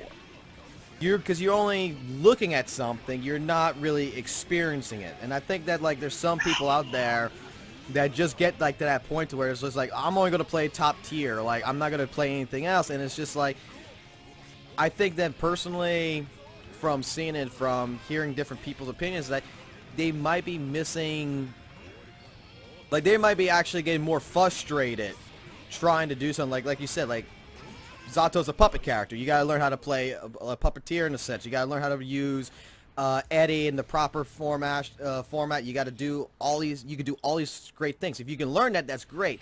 However, it might not be the best character to start off with if you want to not get frustrated. Like, it's a character to try and practice and such, but at the same point in time, a lot of people get like a lot of discouraged, and they just don't want to play like Soul Bad Guy. They don't want to play something that could help them understand like other mechanics of the game. So, deciding way beforehand that you're going to play a character that isn't playable yet, I don't think that really has anything to do with tier lists, but, I mean, yeah, sometimes people give themselves a hard time by, like, absolutely dedicating to a character, even if it might not mesh with them. And, like, in the case of Raven, there's no actual, like, I mean, sure there was that video that showing like what his moves are, but there's still yet to be footage of him actually being played, you know, like against like in an actual match environment, I guess. There was that exhibition between the top players, but that's like you get to see Raven against Tuner. Yeah. After about 2 hours of practice. Wait, so which team was Ogawa on again? Ogawa was the Raven who was feeling himself for winning a 3-on-3 exhibition. Beyonce did it! He fist pumped like 3 times, maybe 5 times. I'm like, this guy. This guy. This is why people think you're a weirdo. God dang. Yeah, like, he managed to win Raven against Tuner. I was like, yeah! Yeah! I did it! Just like evil, I did it, yeah! Like, man. Good stuff, though. Yep. You two are a trip. I'm just gonna be honest right here. Like, I just gotta say this now. Like, listening to you, like, you complete each other. Okay. Well, okay. But no, like, this is, like, stuff that I've seen, and like I said, I'm not a competitive player, I'm not a person who knows the proper terminology of stuff, and, like, I'm learning a lot right here, in a sense. That's why I'm more quiet than anything. But I think that I want to get onto another topic right now, which would be... This is the hot topic, right? The hot topic that I've been talking with MUNSU for the most about, and I really want to talk about, is technical versus stylish. And AISIGHT, you are the person who is writing and doing the most research about stylish. And I would like, from your expertise, to tell me what is your findings and what is the differences between technical versus stylish. Because, I mean, and what... Just give me the blunt of it. Just give me everything you got. Okay. So, stylish mode. It's the first stylish mode to have come up in Guilty Gear. And it's actually pretty different from older stylish modes of BlazBlue. Although, if you've played Current Fiction, which... that's if you know, if you live in SoCal or one of the places with around 1 now, or if you've been to Japan, though, like, BDCF stylish mode and Revelator stylish mode are actually pretty much the same.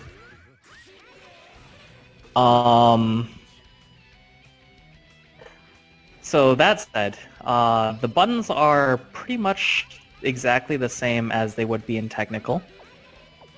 And the only real difference here, like the major difference, is that the game does strings for you. So like when your attack connects, then your character, like, no matter what button you press next, your character will do the correct move for a combo or a block string or whatever. And this makes it easier to like pick up a completely new character because you probably won't know their combos offhand. And I guess in some sense it lets you do confirms that are otherwise impossible. Like landing a hit and then going straight into super with it. And then if your attack got blocked, you don't do the super, stuff like that. Stuff that you probably would have a hard time like actually confirming. But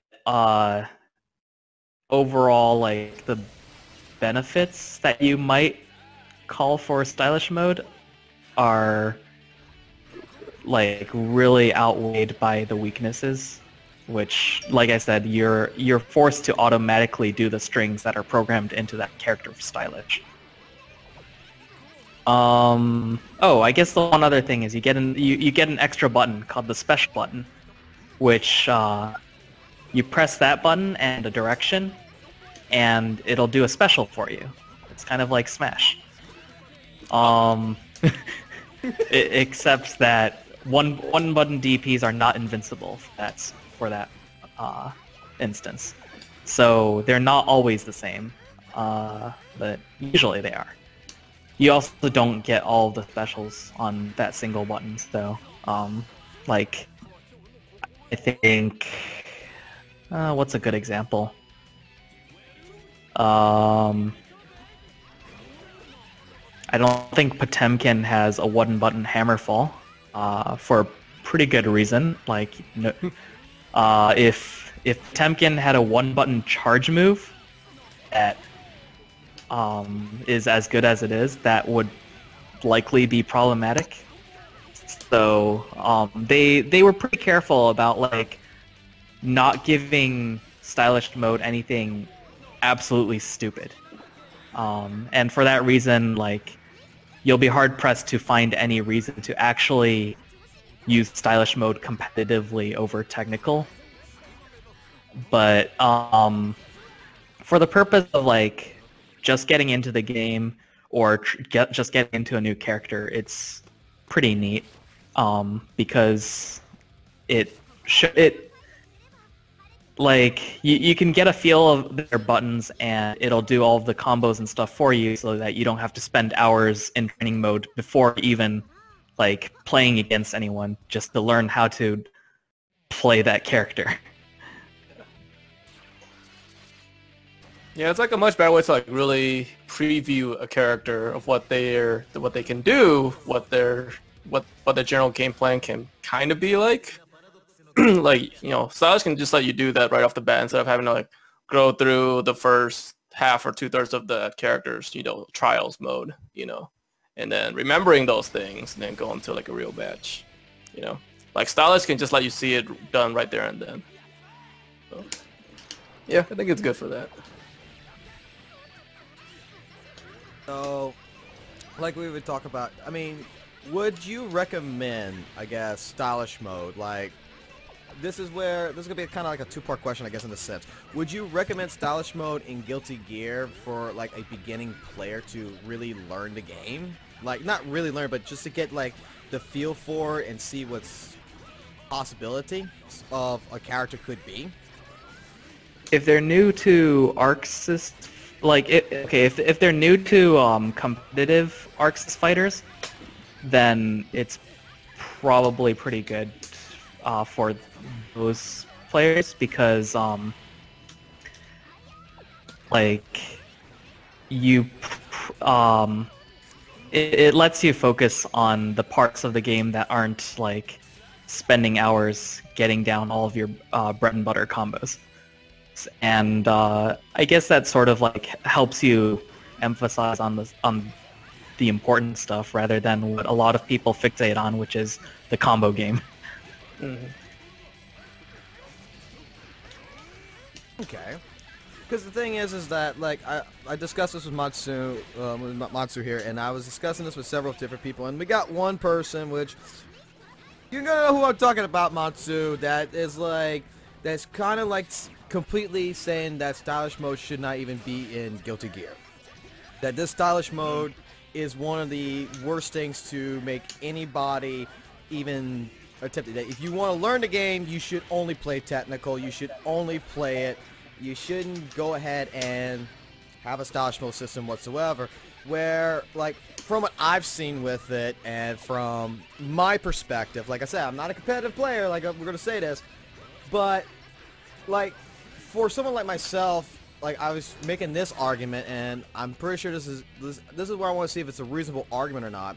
Is there's a lot of people who panic. I guess you probably would notice this in like net play, that when someone plays Guilty Gear Xrd Sign, they'll get into that frustration part where like they're about to lose or something, or they'll start panicking, trying to find out like execution wise, like, oh man, like what should I do here and stuff like this, to where stylish mode eliminates that part of your brain. It eliminates that panic, I would think, to be like, you don't have to worry, like if you land a hit with one of the buttons, it's going to do an automatic combination for you. It's going to automatically do you a combo. All you have to worry about now is more of the line, like it's automatically going to block high for you. It's automatically going to do that. You just have to worry about... No, it won't. No, it won't. Yeah, it's not going to, like, okay, if you stand completely still, it'll block. But that means if you crouch, you're not standing still. If you're moving forward, you're not standing. That sort of thing. So technically, no, it's not going to automatically block for you. Oh, that's not what I'm sorry. Yeah. That's not what I meant. I meant, yeah, like if you're standing still, it's going to block for you, but you still have to crouch to block and stuff like this. Like there's still like some, with the blocking side, it still helps you out in that sense, where, okay, if you don't touch the stick at all, it's going to block for you. And if you're still holding it back, it's still going to block for you. You can still do flawless defense and such. But the thing is, like, I guess my opinion or whatever, and this is where I want to see what your thoughts on this would be, is would stylish mode in a sense help a person to not really, because they're not going to be able to do the stuff that a technical player can do, but to give them that mindset of like trying to not panic and trying to read, because there's a lot of people who don't, like, they'll just hit buttons randomly, they'll keep just doing this, but they're not taking the patience of like, okay, this is when he's open, I attack this time, and I actually will learn how to punish. Even though it's not optimal combos, I'm learning how to punish in a sense. Would that be something that stylish mode could help with? Maybe. I mean, if you know what you're looking for in stylish mode, then yes, it can help. But at the same time, like, I think that there are some legitimate concerns about it. Like, you should never go into stylish mode with the plan of like staying in stylish mode for the rest of your time with the game. Right. And I think that's like the one biggest worry, is someone who picks up the game, plays stylish mode, and like proceeds to never learn how to play the game in technical. Which I mean, yeah, learning neutral and when and where to press buttons is an important part. Like, it's like that's only one part of it, and if you stay in stylish, you never learn, like, you never learn the evaluation of like, the hit get blocked, or did my attack actually hit them. So you never learn how to properly confirm from stylish, and you never learn, like, is it a good idea to like keep pressing buttons at this point, or should you like delay a bit? Which is, I guess it's a more advanced part of pressure, which is staggering. But yeah, like, stylish will give you a chance to like get a feel for the game without having to, again, spend time in training mode. but it's not good to stick with it. Especially if you want to go far competitively. Oh yeah, like for anyone who's serious about competitive play, stylish mode should really just be treated as an extra feature, which it might help them, but it won't hurt the game in any way.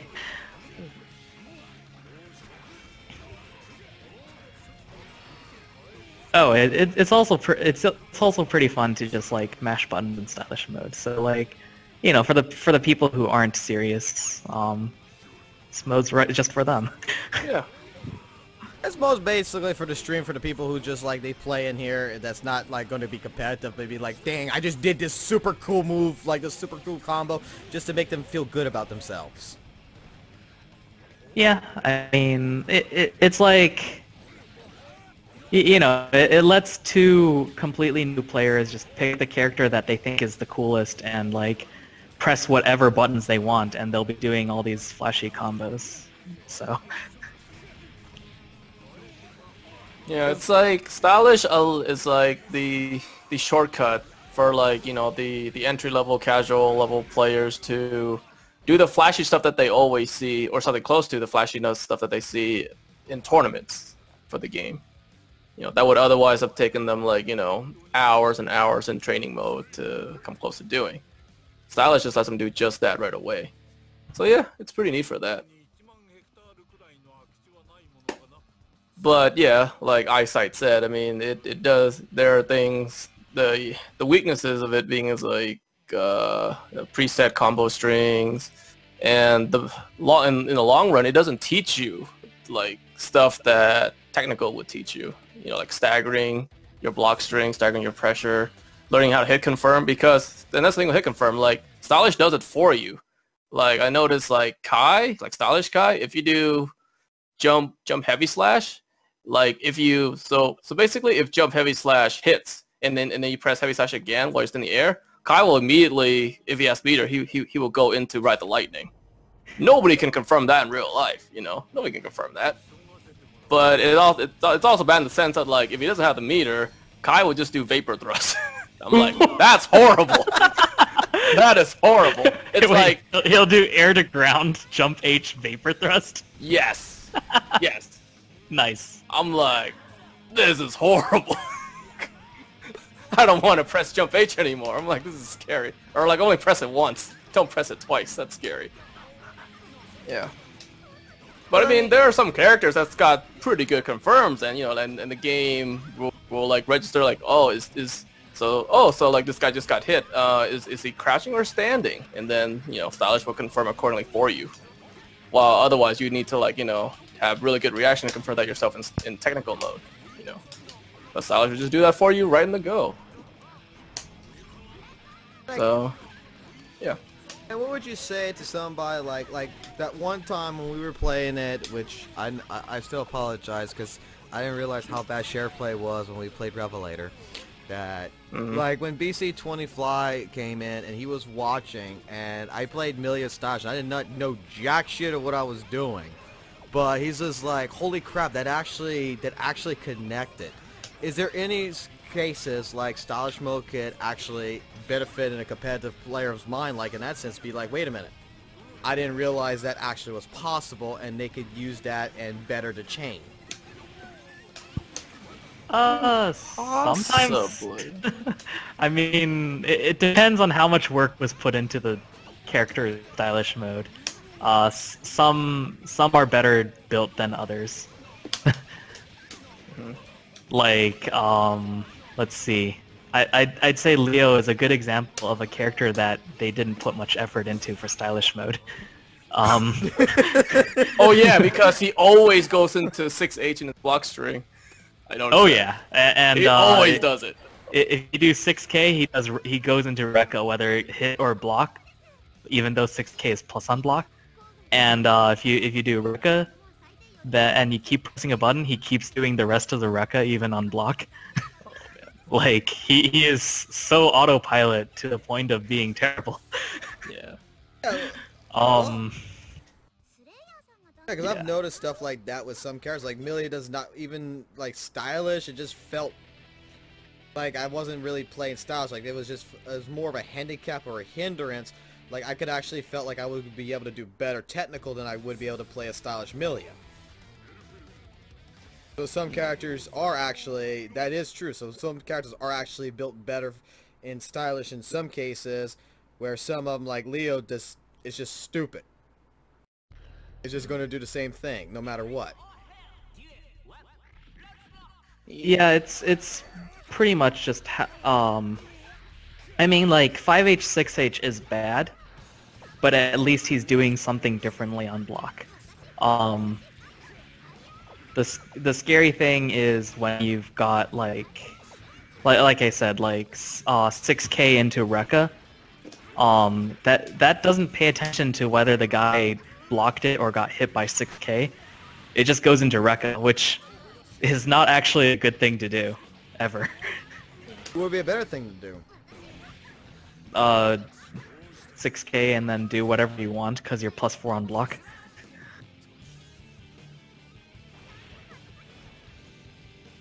Like, the only time you should actually do 6K into Rekka is if 6K hit, but it doesn't pay attention to that for whatever reason. It just does 6K Rekka. And there's also other things like for example Soul. If you do 2D, he will go into Bandit Revolver even if 2D was blocked, and Bandit Revolver at that like really close distances on block can be punished with throw. Also, I think for some reason he does Stylish Soul does like jump D into Volcanic Viper on block sometimes. Yeah. I think like if they air block jump D, then he auto combos into Volcanic Viper, even though they were blocking. Yep. Or no, sorry, ground block. On air block, he does dive kick. The heck? Yeah. He does really weird shit. But I mean, most of him was built all right. I mean, like it's pretty cool that when he does sweep, if he's too far away to combo into Bandit Revolver, he does fake Gunflame instead. I mean, like that's completely legit, and that's something that like real players would do. But like other things, it's like, why would you pick that? Mm-hmm. I guess right here I'm just going to see if anybody in the chat has any questions about it. We have AISIGHT, which I'm going to say he's doing his research on it, and he's far more experienced in knowing what's going on. So if you have any questions, this is the topic that we've been talking about for the last... since April 1st. Because there is people out there, like even one of my friends, who completely says that it's the most stupidest mode, that they should not even... that he completely said it shouldn't even be allowed in tournaments. It shouldn't be allowed anywhere. That they should just take it out of XR Revelator and make it force just any new player to come in just to do technical. So Stylish mode was definitely put into the game to attract newcomers. I don't I don't know why anyone would be against that unless they feel like it invalidates their hard work or something. well, he's an intermediate. He likes to call himself intermediate player, and the only way he got to where he was at was by learning a game's technical. And I've done on purpose with Blaze Blue, and he's never noticed it until some time where I've beaten him in stylish. Okay. But he's a good player, but he doesn't consider himself like a casual, and he doesn't consider himself a casual or a competitive player. He just says he's an intermediate. Like, he's in between, and that's the reason why, like, in order to get to Yeah. his play style, you have to learn it technically. And, like, it's a bad thing for me to promote it to, like, people who's like, hey, look, man, I really don't play this thing competitively, but I want to go on the lobby and play, like, stylish mode because it seems cool. And he apparently me promoting it and saying, yeah, sure, you go for it, is the wrong motions for it. That's the reason why, like, this is one of those hot topics that's been back and forth since the first, and MUNSU's seen it. Okay, so on the stream, stylish mode is simple mode. Yes, that's correct. Green Sparky Boy. Stylish mode is pretty much the equivalent of the earlier BlazBlue simple mode. And Cynical Kirby, what you said is actually completely correct. If you know what the stylish mode character does, then the person using stylish mode is probably screwed. And that's actually one of the bigger reasons also why I say, like, nobody should go into stylish mode planning to stick with it for the long term, because you'll end up hitting walls that you actually cannot overcome by staying in stylish mode. So basically, nobody should go in stylish mode and think, I'm gonna be an Evo Pro. I'm gonna be #1 in the listing because this is for me. Right. Like, yeah, you're not winning Evo with stylish mode unless, well, no, you're probably not. Yeah, there's just really no way. It's like when I had a discussion with Fox about this on, like, maybe, was it on stream or off stream? Well, whatever it was. Like, I even had to, like, go as far as to, like, use the hypothetical example of, like, if there was a stylish fab and a technical fab, you know, really, there's no way stylish fab can win. Yeah. There's really just no way. The only edge even has is, like, a much quicker input pot buster, but that's nowhere really enough, you know. And then Fox like, well, what if he does a special button? He doesn't even have that quick pot buster. It's like, then it's impossible for him to win. Period. Right. Like, yeah, it's bad enough already, you know. And if he But did, to take off the facts only here. advantage he has. Yeah, like, the game programs in the combos for you, so that's cool, but, like, they're almost never going to program in the best possible combos for every situation. And Fab is the player who, like, has all sorts of combos based on, like, where you are on the screen, how much meter he has, that sort of thing. I don't think stylish mode even has something to confirm counter hits, really. So, like, playing stylish mode, if you already know the like, how to play the character, you're only going to do worse usually, because you don't get nearly as much reward for things as you normally would. Okay. On the other hand, the one thing I do like about stylish mode for Revelator compared to BlazBlue Chrono Phantasma is you do actually have all of your options that don't involve combos. Like, you have all 5 of your buttons, and you can FD, you can Roman cancel, you can dead angle. Like, in older versions of BlazBlue, you basically were down a button and down a lot of attacks. And I guess they decided that it's a better idea to give you everything and just make it easier to do the combos and some specials. Because there's one thing I noticed, because I haven't played BlazBlue long, but, like, BlazBlue, I don't remember it having the ability of, like, manual control still. Like, for example, if I want to still do Soul Bad Guys DP in a sense, like, if I still want to do Wild Throw or I still want to do something, I can still do it. I'm still able to do the same exact motion on the control stick. I'm able to go ahead and do whatever, and I still be able to do it within stylish mode. However, Yes. the combo mode is just completely automatic. That's the only difference in it.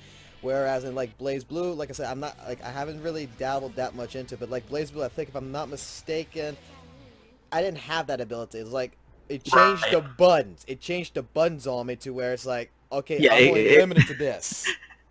It completely changes the buttons because your D button is the special button. So now you've only got 3 buttons instead of 4 to work with for the normals. And then it auto barriers for you, which is probably one of the best and worst ideas I've ever seen.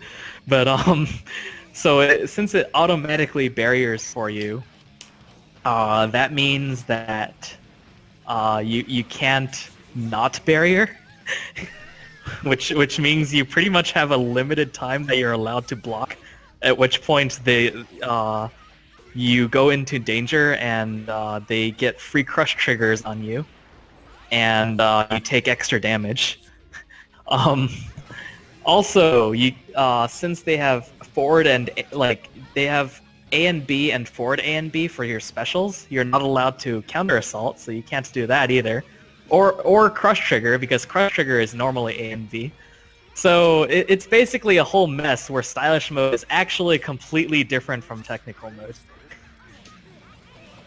And you see, that's where I kind of like talking like to my to the people who come in here who play the game, like the one biggest things that always happen like when someone starts off, and the reason why I agree with stylish mode, and this is where me and one of my friends completely disagree on this completely, is I think stylish mode kind of helps in the sense of one last thing, whereas there's some people out there who don't know like what is this super, for example. Like I really like this character and stuff like this, but they keep messing up the inputs, for example, for like doing, let's say, Soul Bad Guy's Tyrant Rave. They keep messing up the inputs and such, to where I disagree with the special button. Well, actually, now having realized that you can press a special button, heavy slash, and it'll do it for you in that sense. That with stylish, you can still have the technical aspect to learn, like, okay, this is what it's for you. Like, and once you do this, you now got one side of learning a character. Now all you gotta do is go into technical and start learning the actual combos, the actual proper way of playing it. But however, you just got one side, which is your muscle memory, knowing that I gotta go forward, forward, half circle back, forward, heavy slash, does Tyrant Rave, super. Or if you want to do not even just the supers, you want to do the specials, like you want to do Bandit Revolver, you want to do certain like Riot Stomp and stuff like this with Soul Bad Guy, that if you built that into your mind with stylish mode, that this is what it does, not hit a special button, that helps out even a newcomer to where they don't feel limited, because the button's automatically going to do them an auto combo, so you already got that for you. Just that you should learn how to do like Riot Stomp, you should learn how to do Bandit Revolver, you should learn how to do Tyrant Rave specials, you should learn how to do these things within stylish, and then when you're ready, take the training wheels off and go do, and now that you know one part, you should go learn how to do the second part that stylish mode is doing for you, which is which is the combo system, and learning how to chain that together the proper way. Would that be something you would agree with?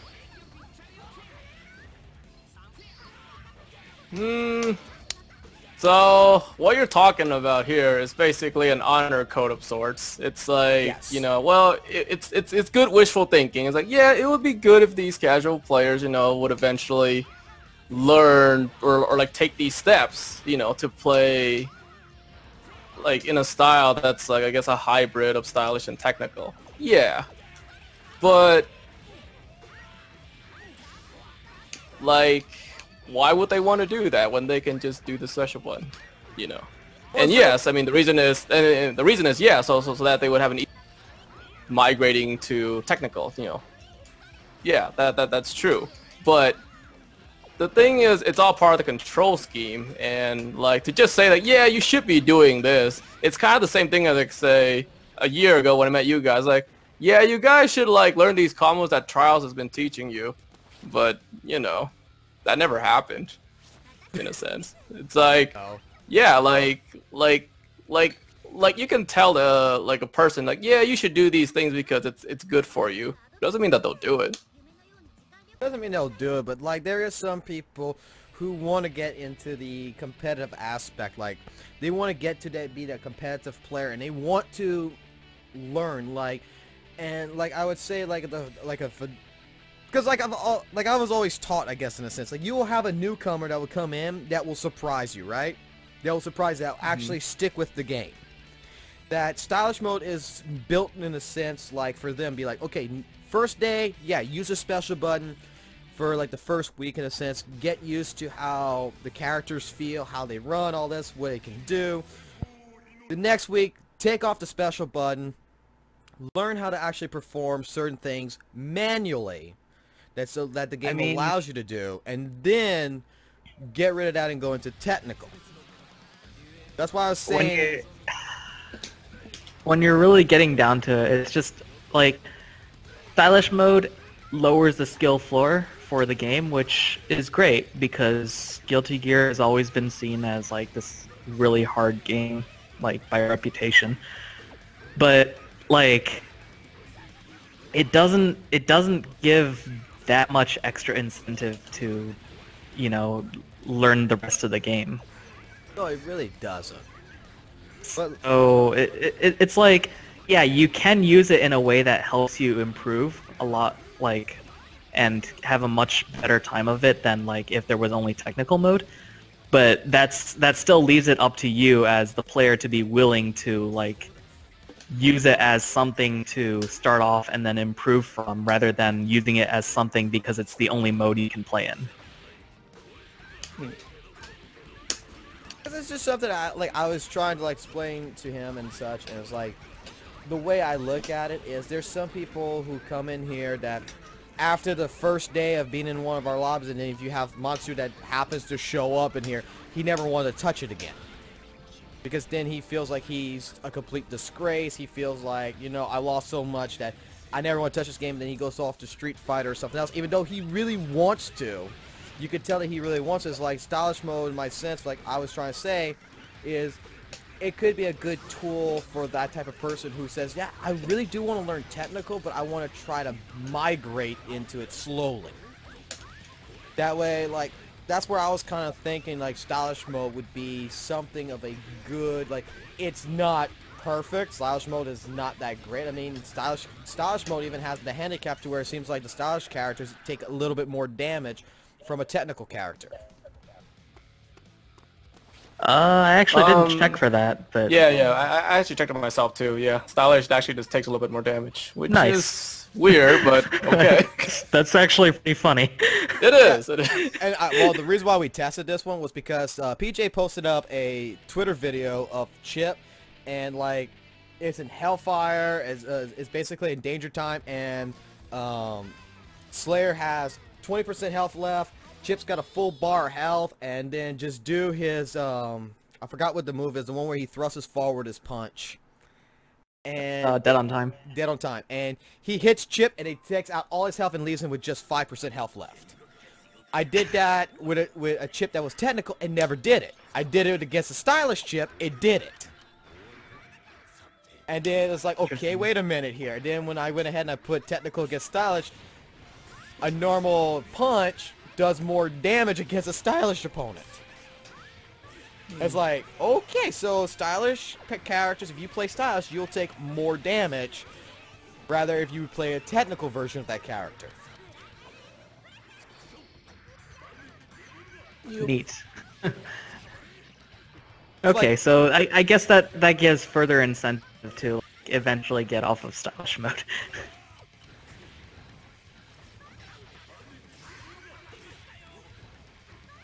So is there any other thoughts or any other opinions you might have of stylish mode that you, because you're doing research on this and you guys dabbled in it, so is there anything else that you could think of? I mean, it's there to, it's honestly there to like make, yeah, there's not much to say about it. It's there to make it easier to get into the game. That's pretty much it. And if more people get into the game because of stylish mode, then it's serving its purpose. Yeah. And like trying to look at it any more deeply than that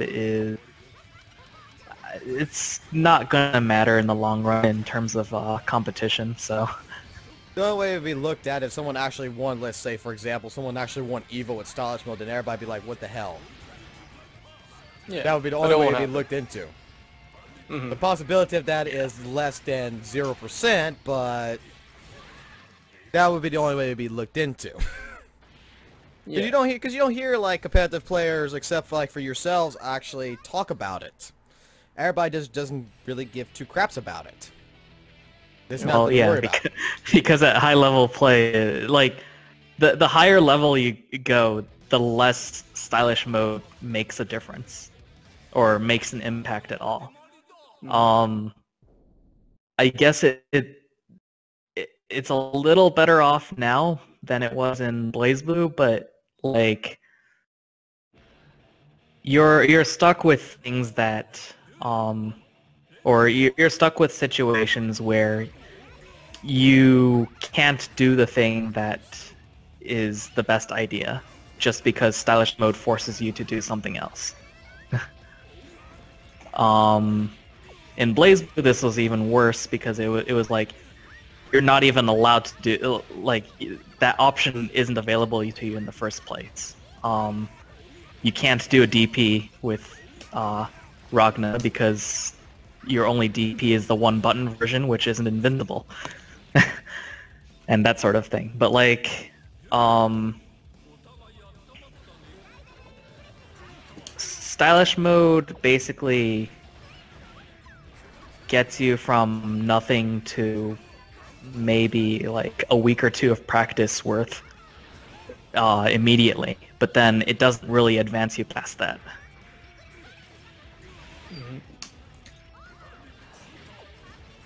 So I really don't see why certain people are like trying to get this mode banned. It's like, it's not even that threatening, really. Why you feel so threatened about it? Yeah, it's really Especially only threatening. If you think you're an intermediate player, you shouldn't be losing to it. Yeah, it's really only threatening to players who like deserve to lose to stylish mode. for lack of a better word. MUNSU put it as like this: that if you get beat by a stylish person, if you get beat by someone who plays stylish, whether it be BlazBlue or Guilty Gear, that just means you got outplayed. Yeah, I mean, like, I mean, I guess if it's like two relatively new players, then, and they're both playing stylish or something, then maybe it's more about who got luckier. But like, if one of you is serious about the game and you're losing to stylish mode, that's because you're not actually as good as you think you are. Oh my gosh, you know, MUNSU, you're gonna make a lot of people sad. What do you mean? when you're gonna play stylish Johnny and you start beating people up and everything, and they think that they're hot crap, like, I don't know. You're gonna have that situation like that one time where that certain person came into your that said that I don't play Guilty Gear XR, sign sucks, I'm going back to Accent Core, I could beat anybody in Accent Core. Think if you had a stylish mode then. You're just gonna make people sad. They just gotta get good, man. So it just comes down to that. It's like, well, I guess you're not as hot shit as you thought you were. Well, pretty much. Kirby, that's exactly right. If it's in your tournament, then that should be a free win anyway. Like, whose tournament? Like, let's say that you have a tournament scene or whatever, and someone's playing stylish and you're playing against them, that should be a free win for you then. If you're a person who takes the game very seriously and that knows what to do, how to execute and everything, that should be pretty much a free win for you. Like, you should never be threatened by that. Right. Unless it's AISIGHT playing against you, MUNSU, then I would think you might feel a little bit more threatened. Like, he might have some secret attack, I don't know. And he'll get me saying like, oh dude, that's the sickest confirm I've never seen. How did you confirm that? Oh wait, you didn't. I think we figured out everything important about stylish mode in general back in BlazBlue already. Yeah. And I had my time in that. You've had your fun. So Yep. now I think that we went through straight everything about Guilty Gear Xrd Revelator pretty much. We went through the system changes, we went through the new characters. I mean, we didn't really get in details about like crap, I forgot like Raven really, and because Raven and I don't know how, like, I want to pronounce the name, but Tuner. I might as well just say Tuner. Like, those two characters, we really can't make you really, as competitive players, can't really make too much of a assumption yet until you actually play it and see for yourself. I mean, I can say that, like, Raven looks like a weird movement character, and Tuner moves slowly and does short combos that has some interesting stuff. But, like, yeah, we don't really know how those characters will end up playing, because all we've seen is like the best we've seen is some people with 2 hours of practice messing around with the characters against each other. Because the only thing Tuner reminds me of is Gouken from Street Fighter. But yeah, kinda. I mean, he doesn't have Gatlings, I guess, so he built around Link, kind of like Street Fighter. So, I guess this is going to lead us into, like, the last three topics, in a sense, to try to speed up, in a sense, is one of the topics that I really would like to get from your point of view, and I would like it if you explained to them back during the tournament days, because you know exactly what I'm talking about, MUNSU, is casual versus competitive players, the difference in the perspectives. Like, how do you see, as a competitive player, what do you see casuals seeing you as, and how do you perceive them? Like, how do you actually perceive a majority of casual players? Let's see. How do casuals see me? Let's see. I think there was this one. Oh yeah, there's this one comic strip thing that deals with FGCs called Furious Rockets, and so it basically personifies like these like fighting game genres, like, you know, anime fighters and Capcom and whatnot. But there's this one strip where, you know, like it shows like the different perspective. Like let's say there's this anime convention, right? And of course, usually most anime conventions, they have some kind of, like, you know, an anime fighting game tournament, like BlazBlue, Guilty Gear, or whatever, right?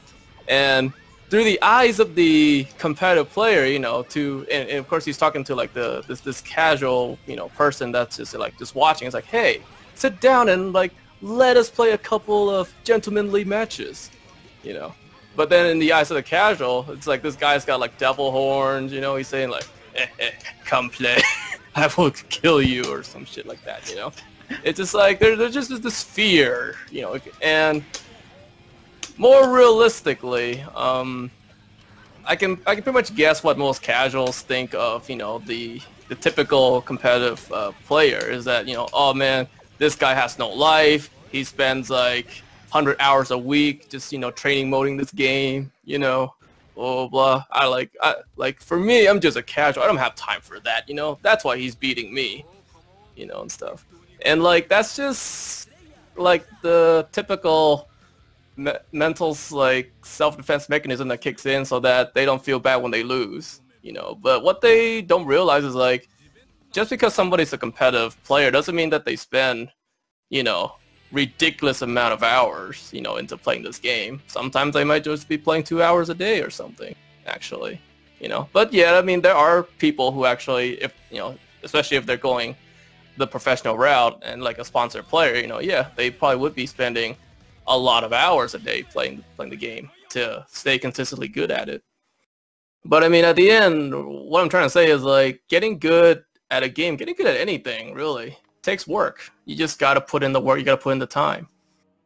You know, you can't just like, you know, mash this new game for like 10 minutes and then expect to like beat most people out there or something, you know. You got to put in the time. And most people don't want to put in the time. you know, they're lazy, whatever. They don't think, like, they think that they might be secretly talented, that they don't need to put in the time like these competitive players. And then when they lose to these, you know, or when they just lose to people that actually knows how to play the game, you know, then they get salty about it, and then they just think of all kinds of excuses to make themselves feel better when they lose. So yeah, that's how I see the perspectives. I mean, that's what I assume anyways, and because I've seen these kind of mindsets before, you know, like the typical casual player, because I've been to, you know, plenty of anime conventions in my life, and, you know, they would have these tournaments, and generally there's not that many, you know, competitive players present. You know, it's like me and like my friends, really, and that's really it. It was like, oh, there's a prize for this Persona tournament. Oh, this should be pretty fun. This should be pretty free. Yeah, let's sign up, you know. And we usually win and whatnot. But I always remember seeing like the eyes of those other, you know, entrants, you know, who are casual players, you know, and like they look at us and they're like, oh man, it's those guys. They're here, you know.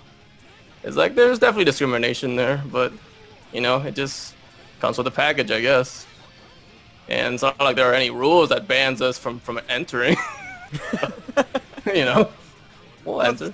I mean, it's like the thing is like how I met you and everything. Like, it was like one of those things where people got upset, and I never understood this. Like, I guess this was because, yeah, I'm a casual person, but I never understood like why people would be like, oh man, that guy's just too good. Ban him out the lobby. Kick him out the lobby. It's like, why? What's the point of kicking someone out who's better than me from a lobby? To me, I've always thought that if someone's better than you, all it means is that, yeah, you suck at the game, but if you consistently play against somebody and you keep trying, that you can learn something. And that's why I kind of like, and it still happens to this day where there's going to be people that comes in, like, I mean, let's put it like this. Leon, for example, was the person with his Potenkum that was botting the lobbies when we first started playing Guilty Gear XR all the time. And then he would be like, oh, you know what, I'm just going to go ahead and switch a turn. But when he saw you, for example, it was like, man, you should kick that guy out of the lobby, dude, because he's too high for skill level, and you're never going to get better by fighting someone who's higher than you. And I never understood why there's this kind of discrimination, and why people perceive this perception that, like, the competitive side is the evil side. And I guess from my point of view, you guys probably look at us casuals in a normal sense of, like, we're annoying. Because sometimes you probably would say... You guys can be annoying. You guys can be annoying sometimes. Let's look at the stream chat. Look at the stream chat in the beginning of this podcast. Holy shit. Yeah. Like, we're trying to do something serious here. Like, I want to do something serious, and people just make jokes out of it all the time, and it's just like, and that's my fault because I let people do that all the time. I let them do it because that's just how we are, in a sense. Like, I want people to be friends, but you and AISIGHT, you guys are just normal people who put on the same pants just like me, one leg at a time. I mean... But it's like one of those things where I don't understand why there's a discrimination and why there is this kind of a clash in between, like, the casuals versus competitors. Because you'll see people, like, I'm pretty sure you've had this experience in your life where you'll get into a lobby and everybody just leaves. Like, after they see what you can do. It does get to that point. Or better yet, I just get kicked out, actually. Or you just get kicked out, and I'm pretty sure that kind of upsets you in a sense. Nah, I just laugh it off. I'm like, huh, well, it's bound to happen eventually, I guess. Trying to find another room. Well, yeah, you're going to laugh it off, but I'm pretty sure in the same sense, you're like, man, you know, if you guys want me to tone it down, you should just ask. Or you guys could be, like, kind of observant and ask me questions of why I'm beating you. Like, I know I still have this problem to this day, but Brown Viper. It's the most unsafe, and it's one of those things to where, heck, I'm not doing as much as I used to. Especially against you. I try to use it in certain circumstances, but I gotta learn to get off that mentality. Because why is it this thing, like, I want to say it's this fear that's in between the competitive players and this fear between the casual players in a sense. Because, like, in the sense, y'all don't fear the casuals, but you just are annoyed by it. In most cases. And that's why it's like, aren't we all working for the same thing? We are, yeah. But generally the casual crowd is only working in their own thing. And, you know, they don't really like, you know, I mean, at least this is just my assumption, but it doesn't feel like they include themselves as part of the FGC because they just, you know, they just like think of that to be like the competitive atmosphere, which for the most part it is, I guess. Also, like, this is slightly going off, kind of off topic a bit, but like back to before when you said, you know, like back then when you guys first playing, you know, like Leon was just get my turn here. When Leon was just botting your guys' lobby with his Potemkin, and then I came in and then he said like, yeah, you should kick this guy, you know, and then you said right there that you think, oh, you know, like you think that he means that, yeah, this guy's too strong for us, we're not gonna learn anything. But I'm gonna go on a limb here and assume that's not what he really meant. You know what he really meant? What's that? This guy's kicking my ass, who's kicking your asses, you know, and because this guy's here, I can't have my fun. You should kick him out so I can have my fun again. That's what he really means. I would hope not, that's what he honest. really means, man. I would hope not. I mean, Leon... Bruh, trust me on this. Trust me on this. I play fighting games for a while. I've seen all kinds of people. Leon is not all that special. Like, he says these things, but trust me, he has another intention, like, entirely inside. Well, I know this is going to change the subject a little bit, but to also bring into this is that, is there actually a difference between, like, is there actually a third category? I got to ask this in your opinion right now, because this is going to be something that I know someone's going to watch this and they're going to tell me that you should have brought this up, so I might as well bring this up now. Is there a third category called intermediate that's not casual, but is right there at the intermediate side where they're not casual, but yet they're not competitive? Oh man, I hate No, this it's actually they're just Thank you, being Tony. competitive when it's convenient for them. Thank you, Tony. The shots, bam, bam, bam. Good shit. There you Like, go. seriously, how do you get good enough to beat a bunch of people who like are just playing for fun, and then like you meet this guy who's better than you, and you're like, oh no, I'm just a casual. You're spending too much time on the game. Like, Yeah. that. What's the measure of too much time? Like, is it more time than you've spent, but like, or enough time that they're better than you? Mm-hmm. Well, 'cause this is And I think this is a... Oh, go ahead. No, I'll Go just say ahead. that this is a good, like, topic because, like, to me, like, let's see if I perceive this correctly. There is a casual side and there's a competitive side where competitive, you guys, when you play competitively, like I said, it's a job. It is, you're going there, whether, if you're putting $5 in the pot to go ahead and play for this tournament, your mindset is that you're not going to leave there without getting your $5 back at least. That it's a job. It's to get an experience. It's there to go ahead, have a challenge. It's there to go to be something you are going to be number one at, or at least in the top 3 in a sense. Like your mindset is number 1. Whereas you can be an intermediate player who is not per se a competitive player, but you're still going to be in the casual ranking because you're not taking that leap upon to become more of who you are. Like, if you really want to take the next leap, you should jump into proving it. All right, so going off on what AISIGHT said, and thank God we're on the same side about this. I expected as much because I see you, man. You see me. We know how this thing works. But honestly, there's only 2 categories, just like the podcast's name. There's casual, then there's competitive. There's no in-between. The people that consider themselves in between, the people that consider themselves quote-unquote intermediates, are people that I guess are decent enough to beat the casuals, but, you know, they need to have an excuse to fall back on when they lose to the quote-unquote competitive players, when they lose to people that's better than them. Because, you know, yeah, nobody likes to lose. Nobody likes to admit that they suck. That's the thing. Nobody likes to admit that. And that's basically what the people in the middle are. You know, they don't want to admit that. So that's why they came up with this intermediate in-between level, you know, to make themselves feel better when they lose. to someone better than them. That's really all it boils down to. Because let me tell you this, Fox, and this is not me lying to you to make you sound good. No, like, I guess ever since I first went to your stream, because you brought the story up multiple times, with Leon botting your stream, and then I came in, and then he tells you to like kick me out, but you didn't, and you're like, why? I want to like, see if I can learn from this. That part right there, that mentality of you wanting to figure out why you lost, wanting to learn something, you've already exhibited the traits of a competitive player from the get-go. That is very much a trait of the competitive player, is that you want to figure things out, you want to figure out how to win, figure out why you lost. The casual players would not do that. They lose, it's like, oh, well, I lost. Well, but I suck at this game anyway, so whatever, So I'll just stop playing these good people. I'll just find other casuals to play with. That's really all it comes down to.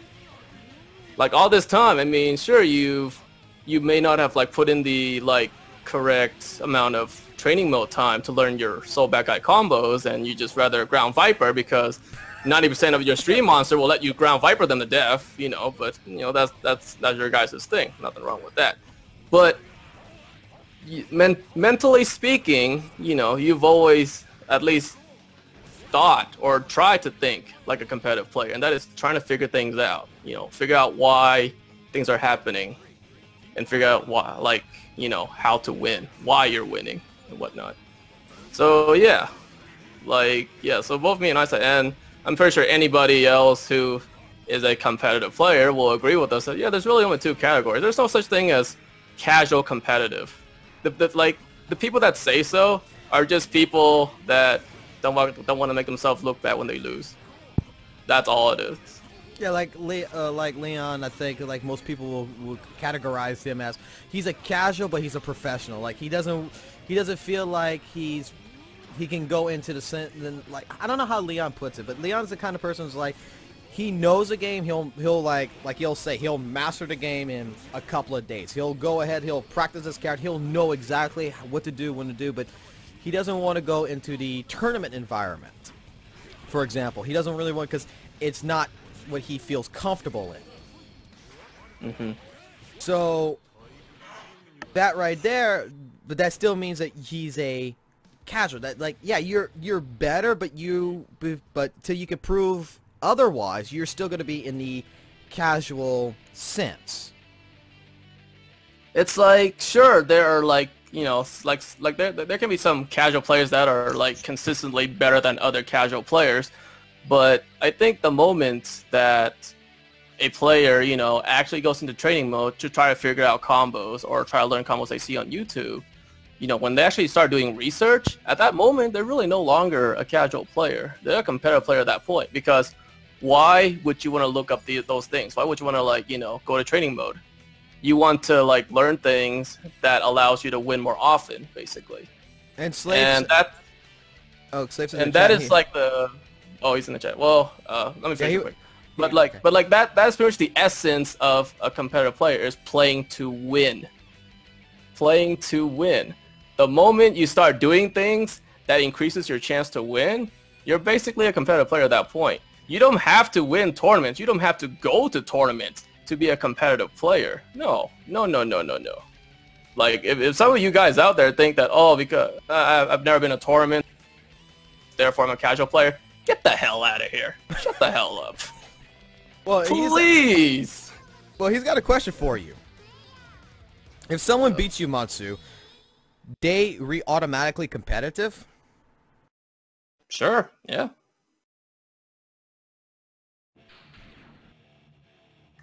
So if someone beats you, in that case, then they can consider themselves competitive. Pretty much, really. Because I'm not saying I'm like the best player out there. I mean, probably compared to the rest of the world, I'm probably only like maybe top 50%, maybe at best. But like, yeah, because at my level, I mean, you've at least have to like know the game to some decent extent. You're not just going in there randomly pressing buttons, to like beat me. You need to at least somewhat know what you're doing. And of course, I mean, this is, like, not including like factors that hinders it, like, online lag and whatnot, And Chicken Waifu says that I've never beat him, so that means I'm a casual. No, you guys should not look at it as like, hey, did I beat MUNSU or not? And because of that, that will consider if I'm casual or competitive. No, shut the fuck up with that. Come on. Like I said before, like, even if you never beat me before, you could still be a competitive player as long as you've done the things that are usually expected of a competitive player, which is, you know, doing research, training it up, you know, doing things that, at least in your eyes, in your mind, increases your chance to win against anybody, not just me. Because I don't think there's like, like you said, I think a casual is a person who'd be like, okay, if I'm gonna lose or something like this, that's it. Like, oh man, I lost. That's like, I don't care. Like, Serenity says, like, look, I'm a casual. I'm happy to admit that. I get my butt kicked. I do suck against other people here, but I have fun majority of the time playing, because at that point in time, he's playing with friends. He's playing with people. So he likes to consider himself a casual. Like, he never sees himself really going there and spending like hours in training mode or anything to practice. But he just enjoys, like, it doesn't matter if he gets his butt kicked by a competitive player or not. He just enjoys the game for what it is. So in this sense, I'm guessing, and this is where, like, I'm hoping I'm getting this right, is competitive players not necessarily, like, there's no intermediate in this. There's absolutely no intermediate. When you put the mindset in that, you know what, I want to learn from my failures, I want to go ahead and I want to actually do something, I want to learn technical, I want to do this, and you start implementing that, that's the moment you can actually start considering yourself, whether you win or whether you lose, that's the moment you can start considering yourself more competitive. That's when you can say you're becoming a competitive player, is because you're now displaying what you're calling traits into that mindset to be like, wait a minute, no, I'm not going to let this guy leave, I'm going to keep challenging this guy, and I'm going to find out where my faults is at, rather than be like, okay, you know what, I can't beat this, I'm just going to leave the lobby, or I'm going to kick this player out, and I'm going to continue botting the lobby. So, that's where the difference is between a casual player and a competitive player. Like, it's more of like a mental thing than like your like, you know, win-loss records. And like, man. Anyways, let me see. Kasumi said we ignored her question or something, or her comment. Did we miss something? I think there is, because people can be casual players but then also be tournament players like Max and Gutex, or they could be casual but not quite good enough to be competitive but want to be. Yes, here's the thing. It's like right there when it says quite good enough to be competitive, like, being competitive is not a matter of being bad or good. It's a matter of, like, do you want to win or not? It comes down to that simple question, really. Like, when you play these fighting games, do you want to win? If you don't care, then yeah, it's pretty likely you're a casual. But it's like, well, actually, I want to win. Like I want to get those W's. And it's like, yeah, that's a competitive mindset right there. Yeah, I think everybody, I hate to say it, even the casuals, I think that that point in time period, I don't think nobody likes to lose. I think even like myself or whatever, it's like, I am never, the moment you put in your head that I'm going to lose, like, I guess this is how I've always thought casuals versus competitive. Is a casual is a person, like, if we see you in the lobby, it's like, okay, that's it. A casual is going to be like, I'm not going to win this, but whatever, I'm just going to go ahead and play. And then at that point in time, you could tell that they give up. You could tell, like, they're not really, like, before when they fought this other person who was at their skill level, whatever, but they forced themselves, man. They actually went all out. And then when you have someone who's a little bit better than them, you could tell that they slack off. It's like, you know what, I'm not really going to try. And that's where the casual mindset comes in rather than the competitive mindset. Because as humans, we're naturally born to be competitive. It's basically bred in our DNA, to where we don't like the thought of losing. We don't like the thought, we want to always be number one. It's the alpha male syndrome. I mean, it's just like being that popular guy. You're going to do whatever it takes to go out. If you like this girl so much, you're going to do whatever it takes to be with that girl, you know? You want to prove to her that you are the hot shit. You are the best. You don't... And you got those guys that when they go see the girl, like, oh man, I can't have her. I can't have her, so she's out of my league. To where that's the best example I guess I can give, to where they're just like, I'm not even going to bother to try. I'll just be her friend. You know, that's like, that's it. Rather than be like, you know what, I got this.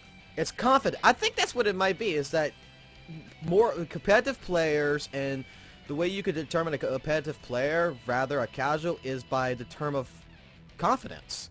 Who has the more confidence, be like when it comes to fighting, like I've seen it 100 times, and this is where I guess in a sense is that if you have the mindset, like even if you, a person who's been playing for 5 years competitively, if someone puts in the mindset that I can beat you, and even if they get their butt kicked 100 times, it's that confidence that if they keep having in themselves that they can do it, that they are becoming competitive. They are getting there. It's just that they have a lack of confidence in themselves when they say like, oh well, you know what, I'm going to lose anyway. So they really don't have a confidence in themselves that they can actually win. Yeah. And like there are like various degrees of things. I mean, I guess at the end of the day, it's just opinions. Really, it's just my opinion. You know, like I mean, you guys can agree or disagree if you want, but I will tell you this much, that like my stance on it will be overall be more or less what you will get if you know, ask the same question to like anybody else who, you know, plays competitively in the FGC. It's like, cause like for example, like I will say, and like and there's no way that I can lie my way out, is that I play AISIGHT competitively. But I mean, I can say legitimately that, like, say, oh, I play Under Night In-Birth casually. You know, I can say that because, you know, I don't take that game seriously. I don't intend to, you know, practice it so that I could win any tournaments with it, you know? And, like, I used to play Persona competitively, but no longer, you know? And a phrase that you will hear pretty often in the FGC from a lot of people is like, oh, I don't play this game. Now, that phrase, when if you haven't been in the FGC for long and you hear this phrase, you know, you would just think, oh, that means like, oh, he's never touched this game or something. But when somebody says I don't play this game, that just means more like, oh, I don't play it seriously is what it is. You know, it's more like I don't play it seriously. So when you hear somebody say that, you know, like, expect them to be like, you know, much of a challenge if you happen to play that game seriously yourself or whatever. And then there are also those people, which is basically, I guess in this case, you know, they're like those players who are like in the intermediate level, you know, and they would even say something like, oh, I don't play this game, and then they would progress to play you in that game anyways because you asked them to or whatever. And this is one itself is like, when the moment is before they play you and they say the phrase, oh, I don't play this game, you know, they've already secured themselves from any shame should they lose. Because if they win, if they beat you, it's like, oh man, because I said I didn't play this game but I beat you anyways, I'm awesome. So that's a good thing for them. And if they lose to you, then it's like, well, beforehand I said I don't play this game, and you know, you probably do. So even if you beat me, that's not saying much because I don't play this game. So for them, it's like a win-win situation, mentally speaking, which is pretty silly, but you'll hear a lot of people say that. And it's really just another form of, like, you know, these people who think of themselves in the intermediate level, beating these casual players, but losing to the competitive players. You know, it's just another form of that. It's silly. People still do it. It's stupid, but, you know, I just want to like help you identify that's what it is. There's really only 2 levels at this. Well, let me read this right here and let's see what your opinion on this is. So really, competitive v pro, that is the issue. I learned a few combos and buttons, but I will never get into learning frame data or optimal combos, etc. I don't know, I always considered that being casual, learning something just to be decent. Guess I was wrong, says Chicken and Waifus.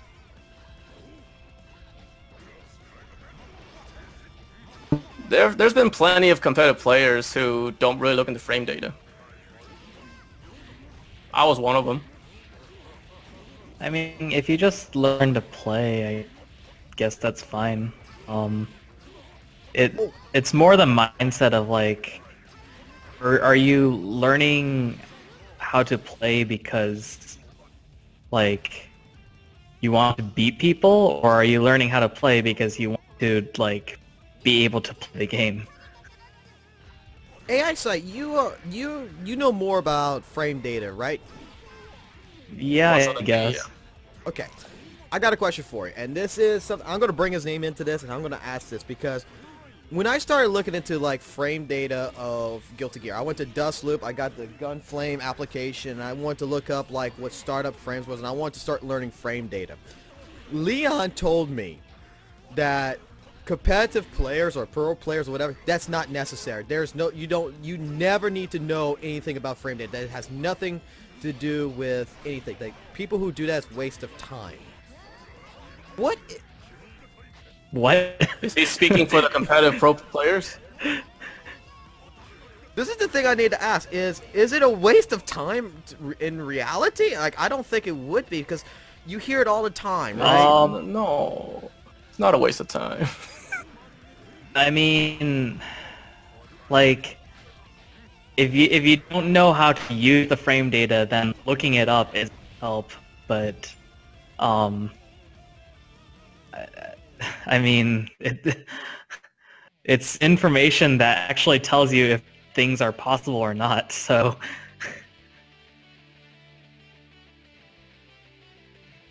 like, So I guess in Leon's case, maybe he doesn't know how to interpret frame data. yeah, like Which, there's nothing wrong with that, but he shouldn't just go out and just tell people like, yeah, frame data is useless, man, because I can't use it. Nobody should be able to use it. Well, he's not just either. the only one. Like, there's other people, like, I've seen that before in streams where people will be like, frame data is useless, you don't need to know this. All you need to know is go on pure instinct, in a sense. Like, that's it. But but people who seem like, because there's things like called like frame data's like frame traps, right? I believe it's called. Like, that's actually a legit thing. Like, knowing frame data doesn't hurt you now, does it? It actually... No, it would not. If anything, it would just, further enrich your, your knowledge of the game, which could in turn help you play the game better. Like, is knowing frame data absolutely necessary to be good at a game? Not necessarily, but I guess I would say up to like, if you want to reach like a certain high level, you're gonna need to know some frame data. Like, I just can't think of any like current top players in any fighting game that doesn't know at least some amount of frame data, or like that would say like, oh, I've never checked frame data ever, and this guy is like top 3 ranked in the country for whatever game it is. I don't think such a person exists. Well, you see, that's the question I was going to ask is, in a sense, is let's say you have 2 competitive players that's fighting, one that knows frame data and one that doesn't know frame data. What's the likelihood the one that knows frame data would win? it actually doesn't really decide it. Yeah, it doesn't. Yeah. Like, not in the slightest. If, like, it's pretty much, okay, the context of frame data is a waste of time. You can say learning frame data doesn't hurt, but if you don't know what to do with it, it won't help either. So I guess it's a waste of, in that case, it's a waste of time in the sense that you could have been spending that time, on the game learning stuff instead of looking up frame data that you don't know how to use. But yeah, it can make a difference, but that doesn't mean it will, pretty much. So it's not that much of a difference. No. It helps you figure out very specific things about matchups or your character. But for example, if you're figuring out a character and getting used to them, I wouldn't say frame data is the first place to go.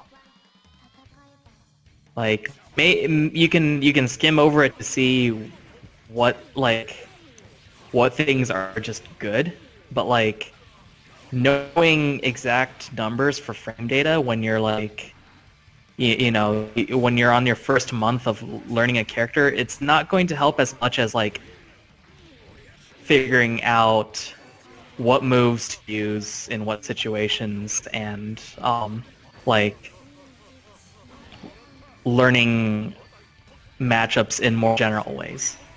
And then like once you've got the hang of your character, that's the point where frame data can actually be helpful in like knowing, okay, this is my fastest option and it's quick enough to like punish in after blocking this specific thing, or like I can only use this as a punish after instant blocking or stuff like that. It's like basically it's just giving you that extra edge once you've gotten all the mean stuff out of the way. Okay, that makes actually a lot of sense. So people who say like it's a waste of time, it's not really a waste of time. But if you have already an understanding of your character and you want to go to basically just to give yourself a little bit more of an edge, you go into frame data to be able to understand what else you can do. Like you said, like if you instant block, then you know you can punish at this frame.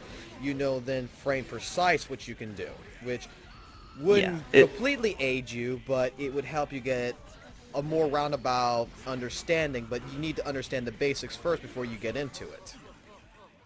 Pretty much, like you're not going to improve a huge amount from learning frame data. It's pretty much there once like you've gotten everything else down and you need to start learning specifics, or you need to start really getting into matchups.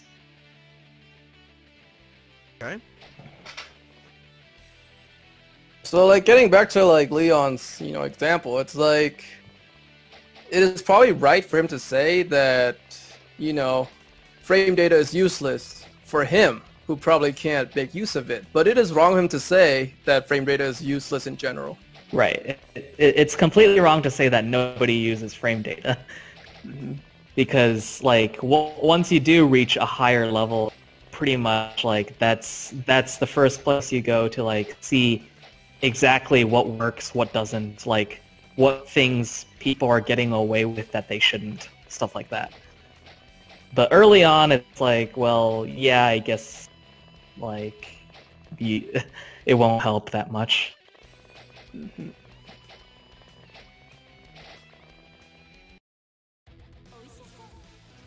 Huh. I said, like this is actually very inspiring. This is actually like this is the stuff that we hear all the time, and that there's really no explanation. And then hearing this from your point of view on this, that makes more sense. Like, because when you ask a question to somebody like Leon, like, well, why I don't need to know frame data, you really don't get an answer of why. You don't get an answer of what's the thing. And then when you ask somebody like, what's the important of frame data, because there's some people that I know of that used to come into their stream, they'd be like, oh, you need to know frame data, man. You need to know frame data. That's the only way you're gonna win.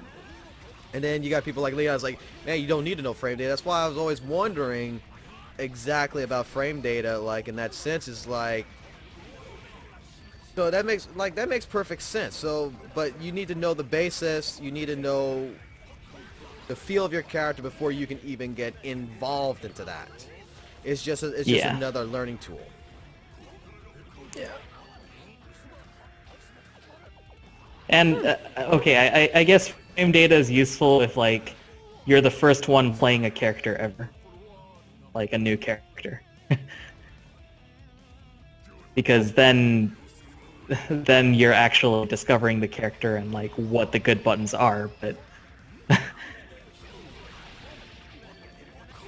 okay. Supposedly Jackal's standing punches 3 frames. That's pretty bullshit. wait a minute.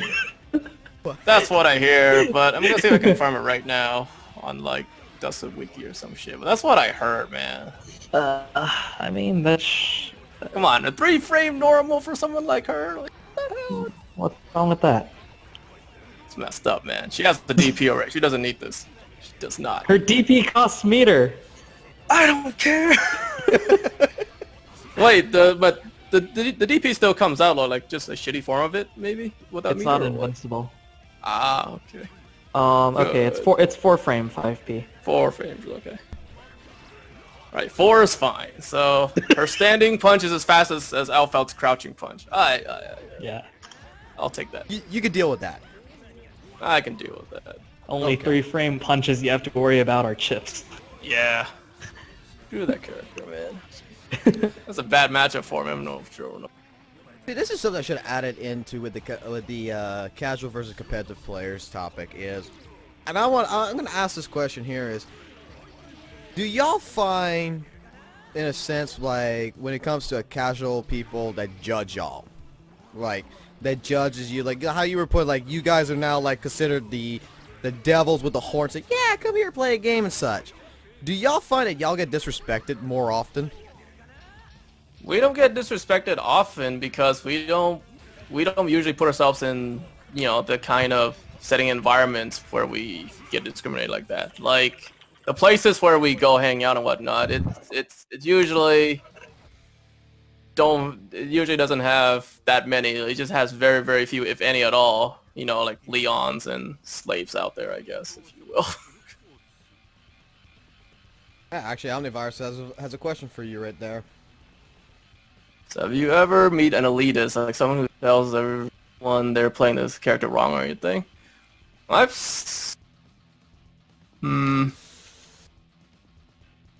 offline places that I go to, I don't see this really. Very rarely do I see it. Online I see it a lot. Like on the stream. Oh, man, I remember when I first played Guilty Gear, like, not about how to play a character wrong, but I used to meet the people actually that tell you, hey, man, you shouldn't play, like, Soul Bad Guy, or you shouldn't play Elfeld, you should play Leo, that's more your play style. Have you ever had that type of people tell you, like, man, Elfeld's not your type of character, you should play this?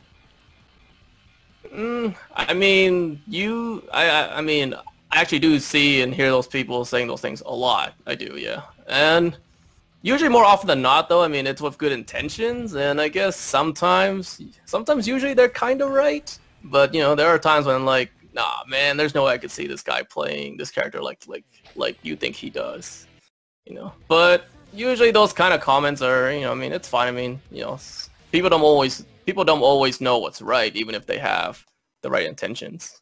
And apparently you got a disrespectful comment in the chat for yourself right there. Wait, which one? I'm poop. Dang. Shots fired. I am so offended. Oh no. Darn. Okay, so moving on. Where are we? Moving on, I guess the last topic that we have Also, is... I only have about 10 minutes left because I gotta go out for like a very, very late dinner. Okay, sorry about that. So about 10 minutes, wrap it up. Alright, so the last topic would be, is we were talking about FGC villains. Like, what is the purpose of an FGC villain? Hype. That's Hype. about it. Yeah. Building hype, really. Which, building hype means building more attention, and attention is what FGC could always use. Because although I gotta say, anime FGC doesn't really have that many villains. So, like, I can really only think of like one maybe, and it's pretty obvious that it's just, you know, a thing to promote, you know, the community and the scene, you know, like biscuits. So, but yeah, I mean, there's really no actual villains. Yeah, there's no actual villain. It's just basically a guy that says, I'm going to take the role of a villain just to stir up drama. Like, you have, like, Low Tier God, for example, with the Street Fighter scene and everything, that does it intentionally on purpose, not to hurt anybody's feelings or anything, but just to make himself out into a villain, so that way it causes a stir of drama, so that way when someone who doesn't know the situation hears about this, it's like, oh man, I gotta see this for myself, just so that way they're bringing more people into the community. It's also just done for attention. It's also for attention. Now, like I said, that was easy. That was going to be a fast topic. I figured that one. Last thing I can say is if there's any left questions that anybody in the chat would like to ask that could be answered, that's actually intelligent and educational questions that would be appropriate, then at that point in time, say them now, and then after that, then if not, then we can go ahead and call this a closing. Yeah, well, I think this could conclude the podcast. Thanks for everybody that joined in. If you would like, go ahead and please give out your last words and stuff like this, and we can end this podcast, and we can get back to some Guilty Gear, and we can try to put this debate to the next podcast. Hey. Oh. All right, it's been good. This is MUNSU. Checking out. Peace, guys. Take it easy. Yeah. See ya. Nice. Short, sweet, good. Boom, done. Thank y'all so much, and have a good one. Later.